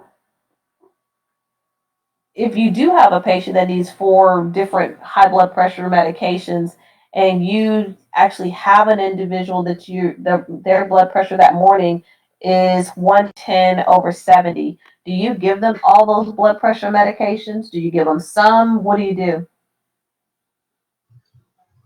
Wait, hold You on. hold them. Like 3 of you started talking at the same time. I say hold them. Okay. So I would definitely, each blood pressure medication has the potential to drop your blood pressure 10 to 20 points. And we don't know which one's going to do 10, if it's going to do 12, 15, 16, we have no idea. And if we don't know if they're all going to do it at the same time. Either way, that's way too many to give. And if we just said they each were going to drop it 20 points, that'd be 80 points. The person would have no blood pressure. Secondly, I wouldn't give it at the time, but I'd call the physician and make them aware. And hopefully they would have already put parameters on the patient's chart to say if the systolic is, less than or equal to this number, hold medications. And that would make it a lot easier to deal with. But if not, then I would hold it and then call the physician, their primary care, and ask what they prefer. But remember, you still have to advocate for the patient if you believe that this is going to harm the patient in any way. Was there a question? Okay. So if they have an aneurysm, that could be a reason why they have a hemorrhagic stroke. If they have any malformations in the brain, so an arterial venous malformation, and then patients that take anticoagulants are at risk of having a hemorrhagic stroke, especially if there's any pressure that's created to the brain or to the head, for instance, if they fall. And then we have drug use. So things we want to do or for prevention is to manage their blood pressure, and then, make sure that they're being screened for potentials for strokes of that nature. But increased age, male gender, alcohol intake, those are all factors to put a person at risk for developing hemorrhagic strokes. Complications from a hemorrhagic stroke. Yes.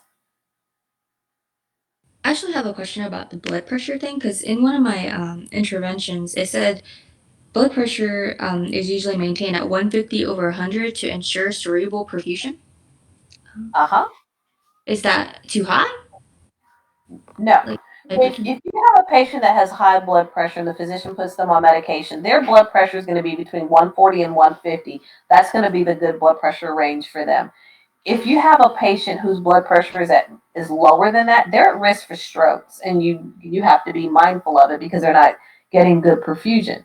So my point being is, if you have somebody who is out of their range already, do we give them additional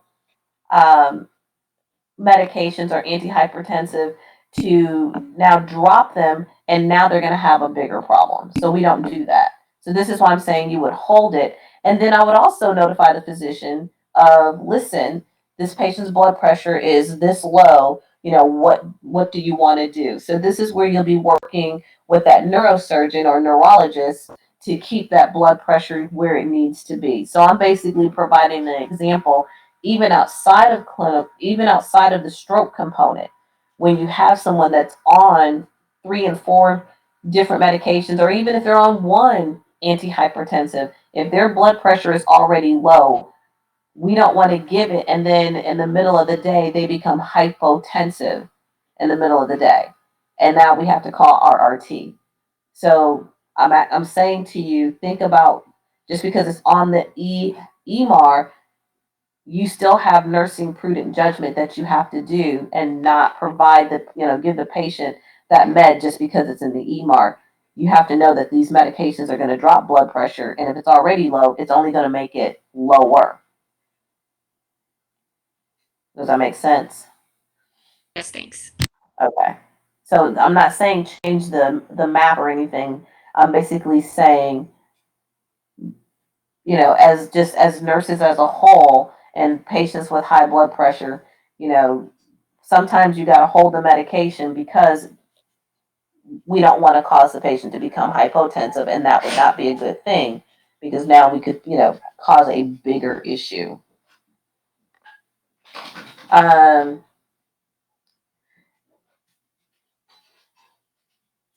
So just FYI, just in case you're not sure about the actual relationship between the alcohol and strokes, is that alcohol increases your blood pressure. So, all right. With hemorrhagic strokes, the other thing we need to look at is cerebral hypoxia as a complication. So complications would be, and this is now hemorrhagic stroke, so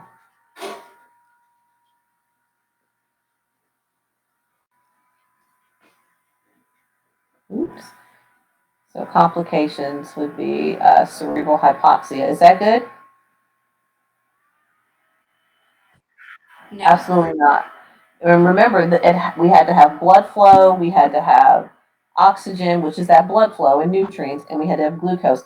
Do we need insulin to get the glucose, into the appropriate place? Yes. Maybe. Do we need it for the brain? Not for the brain.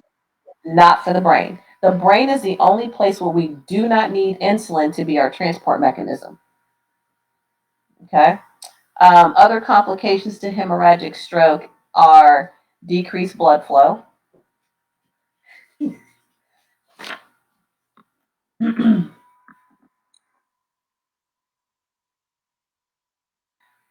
vasospasms,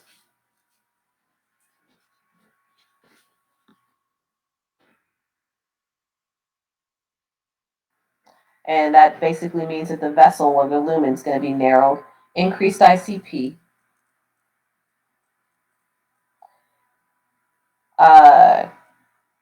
hyponatremia.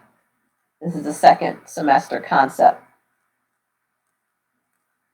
and hydrocephalus.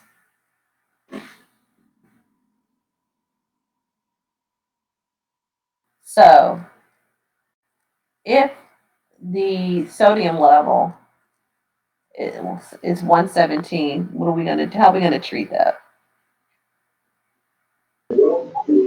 Is it 3% hypertonic fluid? It is.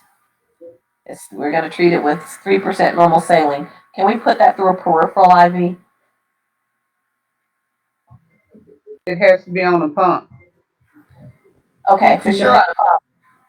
I want to know, can't, because isn't that much sodium hard on the veins or the vessels?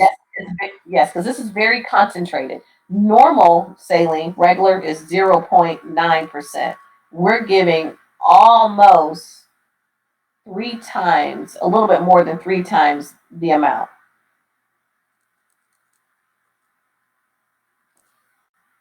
Because if we multiply that, that'll be 2.7. We're giving 3%.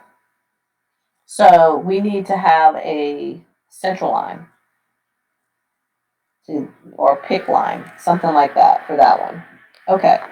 So here, when we're looking at the hemorrhagic stroke, so we talked about the aneurysms or the arteriovenous malformations. They can press on the cranial nerves or the brain. And if an aneurysm ruptures, then this will end up with a brain bleed for sure. So when that brain starts to bleed, then this is going to increase the pressure in the brain, hence increase in intracranial pressure. There's 4 types of hemorrhages. What are they?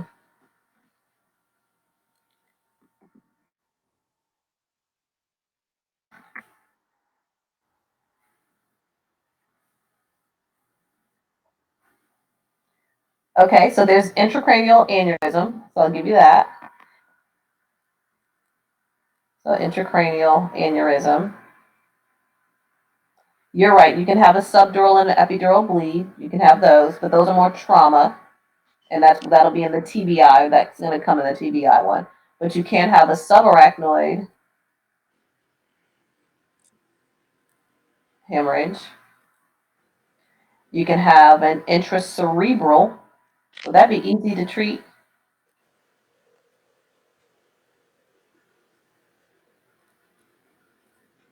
And then we have AV malformations.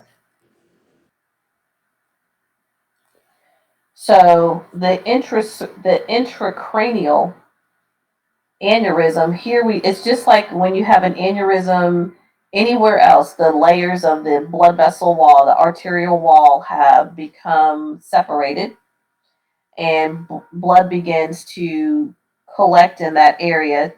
But with high blood pressure, then it's putting pressure on the wall that's already weak from the layers separating, and it weakens that arterial wall, and it ends up rupturing. So causes of that aneurysm again could be high blood pressure, it could be high cholesterol, or atherosclerosis. And atherosclerosis affects every blood vessel in your body from head to toe, not just the heart. Okay. From a subarachnoid, that'd be in the arachnoid space, and this could be, an individual that's on an anticoagulant that actually hits their head. And although the patient's eye may be swollen, most folks tend to focus on the eye versus thinking that the energy or the kinetic energy that was created from that fall and that person hitting their head, going through the actual cranial space or the cranium and into the brain tissue space, and actually rupturing a blood vessel. So that can happen as well. So with that subarachnoid bleed, it'd be in that particular space, and below the arachnoid space. That can end up with the person with increased ICP and brain herniation. So I'm not saying that eyes are not important. I'm just saying if a person has a head injury, you should be thinking that they need a CT scan, because we don't know what the damage is internally to the brain. So just don't only focus on the outward component. Also think about how that may impact the person internally. For the intracerebral bleed, this is bleeding into the brain tissue, which is most common in patients that have high blood pressure and cerebral atherosclerosis. And the last one is AV malformation, which is where there's an abnormality during the embryo stage that leads to the arteries becoming more tangled in the brain that dilate and rupture. So that's what the AV malformation is. So clinical manifestations are going to be very similar to that we just talked about. But here, when they have a cerebral bleed, they're going to complain of a headache. That's going to be the worst ever. Even if they suffer from migraines, it's going to be worse than a migraine headache. So it's a severe headache. Nausea, vomiting, and they'll have an alteration in their mental status. And here, if the brainstem is involved, then the individual can end up with focal seizures.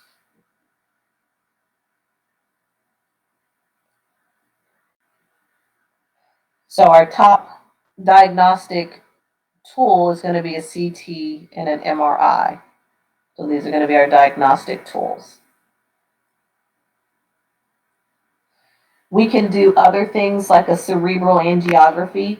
and that usually lets us know if they have AV malformation. So that would be the one for AV malformation. So cerebral angiography. That's going to be for the AV malformations.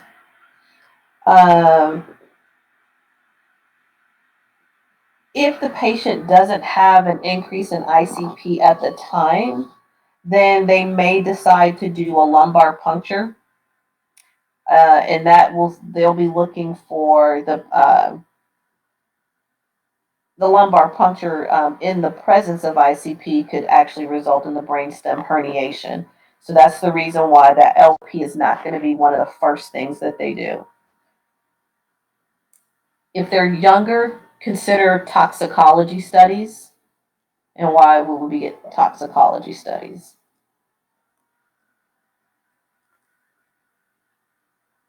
Would that be back to the drug use? That'd be because of drug use. That may be the reason why they have the stroke. Okay.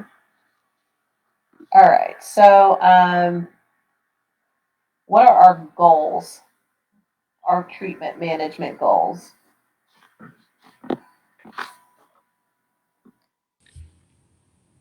Allowing the brain to recover from the initial injury and then prevent any risk of bleeding. Okay. All right. So we're going to basically bed rest, right? We're going to keep them comfortable. So we may give them some sedation. So that way they're not agitated. I like that. Okay. If they have basal spasms, we're going to manage that. So we're going to decrease their ability to have basal spasms because that increases their vascular resistance, and that's another problem that we don't want. Anti-seizure medications if they're having seizures. So if they end up with the focal seizures, then we're going to give them anti-seizure meds, and I'll just put if focal seizures present. So, but that's a specialty. What about SCDs? Should we do those? Or VTE? Yes. Prevention.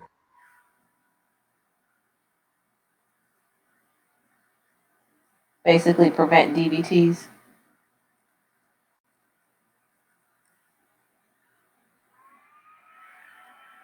Since the reason why they had the problem is because of uncontrolled hypertension, then consider some antihypertensive meds.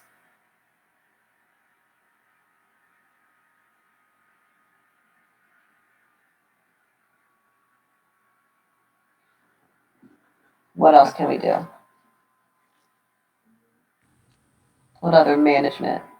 Analgesics for head or neck pain. Okay, so we can give them some pain meds.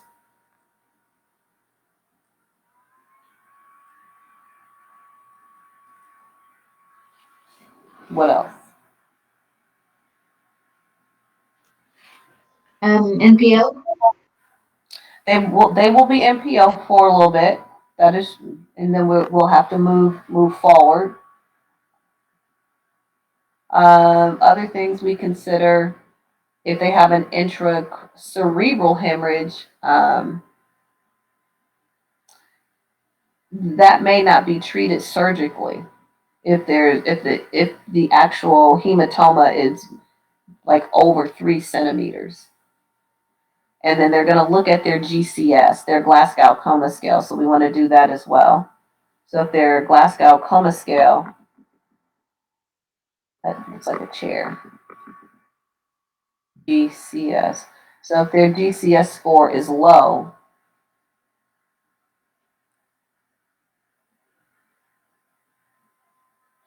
then we will look at doing a craniotomy. But if they have a hematoma greater than 3 centimeters, then they won't do surgical intervention. So there'll be no surgery. And this will be for an intracerebral or intracerebral.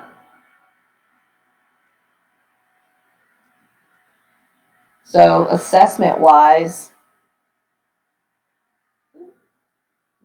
do this here. Assessment wise, we're going to check LOC.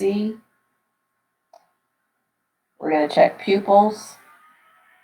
And what would you expect them to be if they have if they have a hemorrhagic stroke? What reaction would you expect? Would it be that one of the pupils is blown? If it herniates, yes, but just from the reaction standpoint, would it be brisk, sluggish, or non-reactive? Sluggish. It'll be sluggish. We're going to check motor and sensory function. So just kind of a review from previous. We're going to check cranial nerves. And really at the cranial nerves, we're looking more so for the eye movements, the extraocular eye movements, facial drooping. And so basically this will be the H test. So if you have them you do the H pattern, have the patient follow, that's going to look at their eye movement muscles and make sure that those are okay. Speech deficits and visual disturbances. So speech, nothing different. Check speech. Visual disturbances. So check vision. Check facial droop.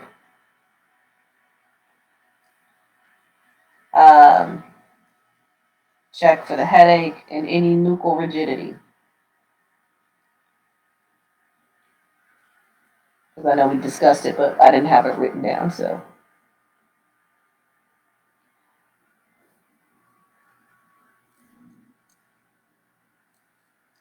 All right. So our goals is to basically improve our cerebral perfusion. Try to get back as many of the sensory and perceptual deficits as possible. Decrease anxiety. Minimize vasospasms, seizures. The other one we didn't talk about them developing was hydrocephalus. That's another complication, along with rebleeding. So they can end up with hydrocephalus, which is blood in the brain space that prevents the cerebral spinal fluid from circulating in the body. So if you do suspect someone has hydrocephalus, then you want to get a measurement of what?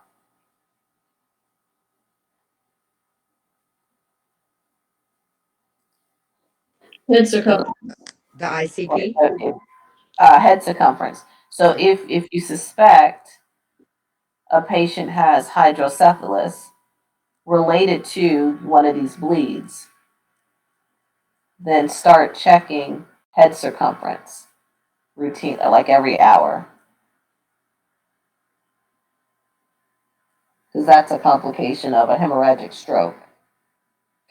The other complication is them rebleeding, which is the most serious risk, is for them to actually have another one. And this is kind of like the situation I talked about prior.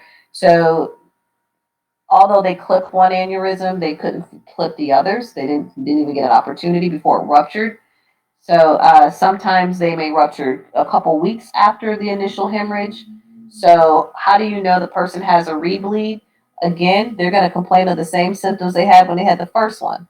So that severe headache, not sever, severe, all right, severe headache. We're going to sever the headache. Nausea, vomiting, decreased LOC, and they're going to have neurologic deficits.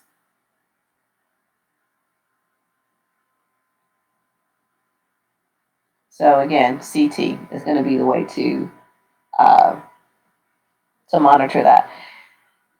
What is the condition that they would have potentially developed for the reason, which is the reason why their sodium levels decreased? When we talked about the 3% normal saline, what condition did they develop related to this head injury?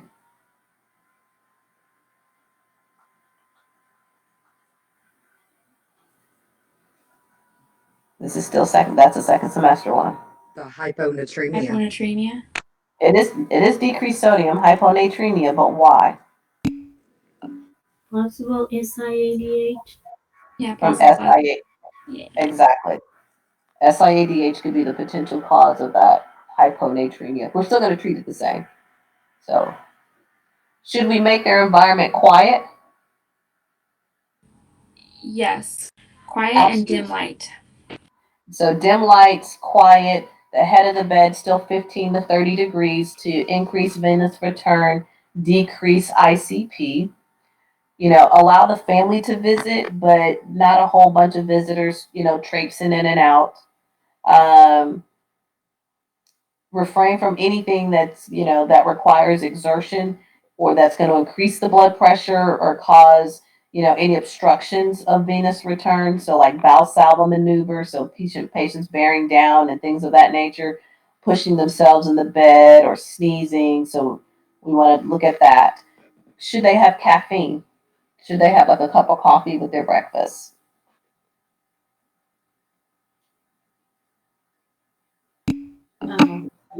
No, because remember, caffeine, just like nicotine, they both cause vasoconstriction. So no. To avoid, or not to avoid, but when they're peeing or pooing, then to reduce strain. So to avoid straining, have them exhale through their mouth instead of through their nose. And then if they're constipated, then we can provide softeners and laxatives for that.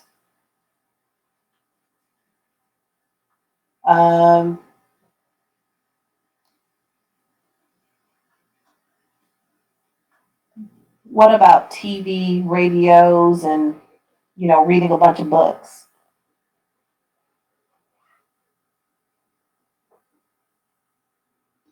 No. Yeah, no, that's gonna be too much stimulus. And we probably want to put a sign on the door to just basically say, hey, you know, these are the restrictions. Please abide by them. Let's help advocate for the patient, help them get better. So keep them oriented. So you want to check orientation to time, place, and person. Look at their speech pattern, cognitive pattern, again, OTPT. They may need case management, social worker for things that they may need at the house and additional assistance. Try to reduce anxiety, check vital signs, and just eliminate any barriers that's going to prevent the patient from being successful in recovery. So that would be a good way to kind of manage those folks with a hemorrhagic stroke. So although there's a lot of things you can do with the individual, if it's not applicable, then don't just add it in there because it was a list, it was something on the list. But yes, checking that head circumference. If you think that the person's having hydrocephalus, you also want to call the primary care physician to let him or her know that this is definitely a situation that they need to come and look at.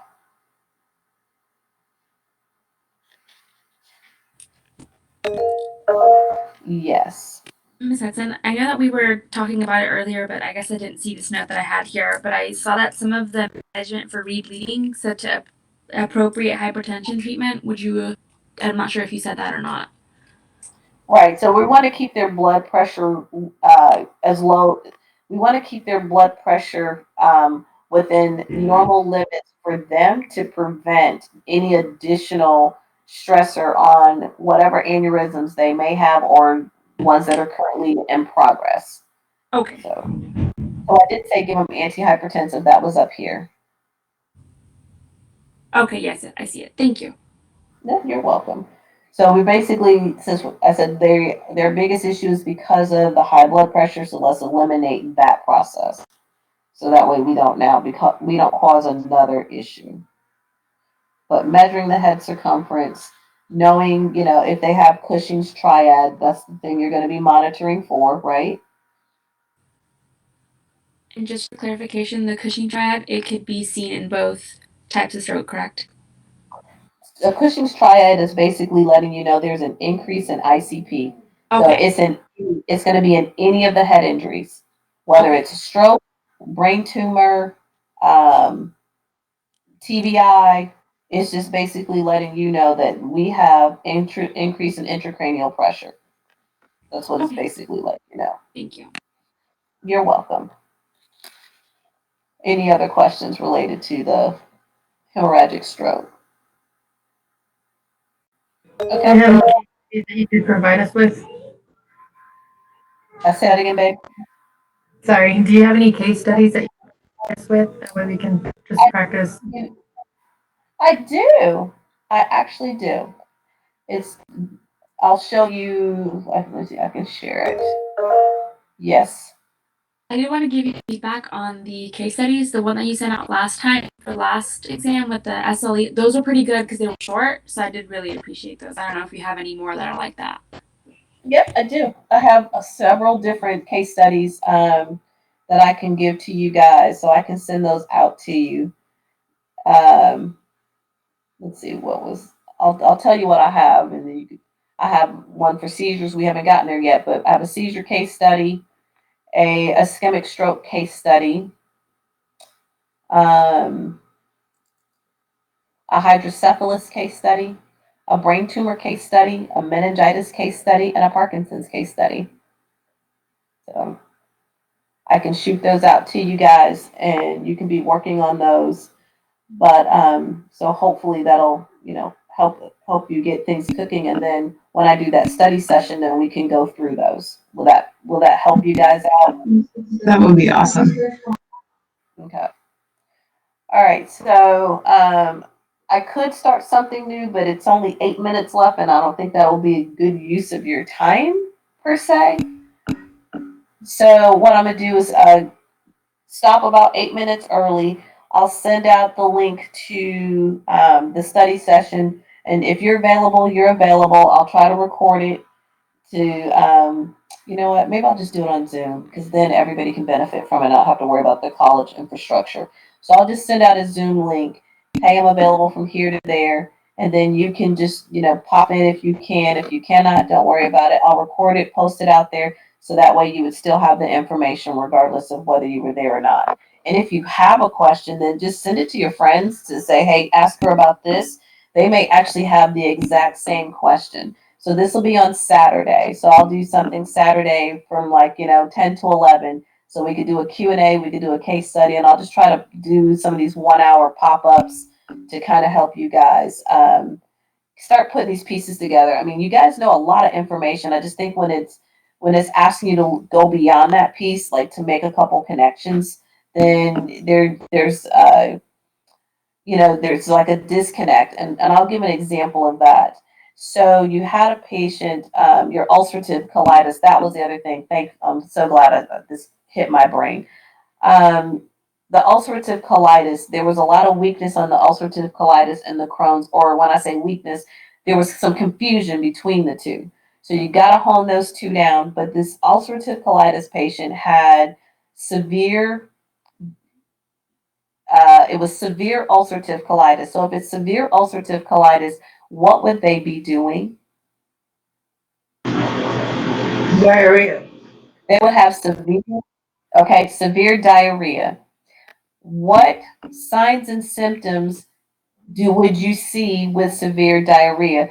First thing, if you have severe diarrhea, they're going to be hypovolemic. They're losing volume. That's number one. Number two, they're going to, thank you, they're going to have a low potassium. So what would let you know a person has low potassium? Cramps. Muscle cramps, and the other one would be dehydration. So I forget there was a multitude of people who chose a completely different answer to that. So basically, the hypokalemia part was the second semester concept, with when we did acid base and all of that, or not acid base, fluid and electrolytes. So just you got to move that stuff forward. Dianelle saying, do questions. Are you talking about questions in Prep U? Yes, you got to do the Prep U stuff. So that's the reason why I talked about that in the beginning. And do it on your own. Oh, you go no on Zoom. We can work through that. I have some questions I can pull together for you. So I'm just saying that,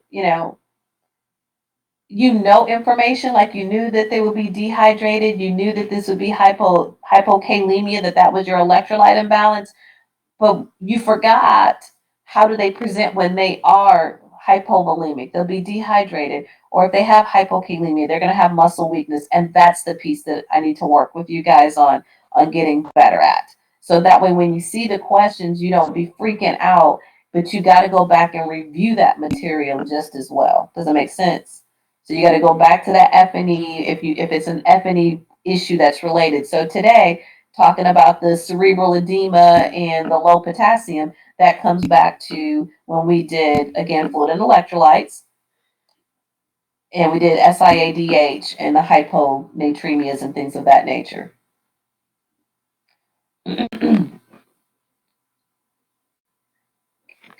I'll look at that. Actually, what opened up today was the post quiz, so make sure you do that. So everything is there, the rationales. You're going to have to start kind of logging this stuff in, and that's why I ask you, well, why? Well, how does this happen? Why does this happen? Give me some numbers, because you'll know, like bradycardia, irregular respirations, and high blood pressure. But if I give that to you in a numeric format, then you miss it for some reason. So this is why I said, give me some value, so that way when you see it, then it's the same thing. I'm just giving you the values of what high blood pressure would be. I'm just giving you the value of what bradycardia is, and the value of irregular respirations. So that way you don't miss things like that, because you know it, but you didn't know the next piece to it. So we're going to work on the next piece. All right, guys.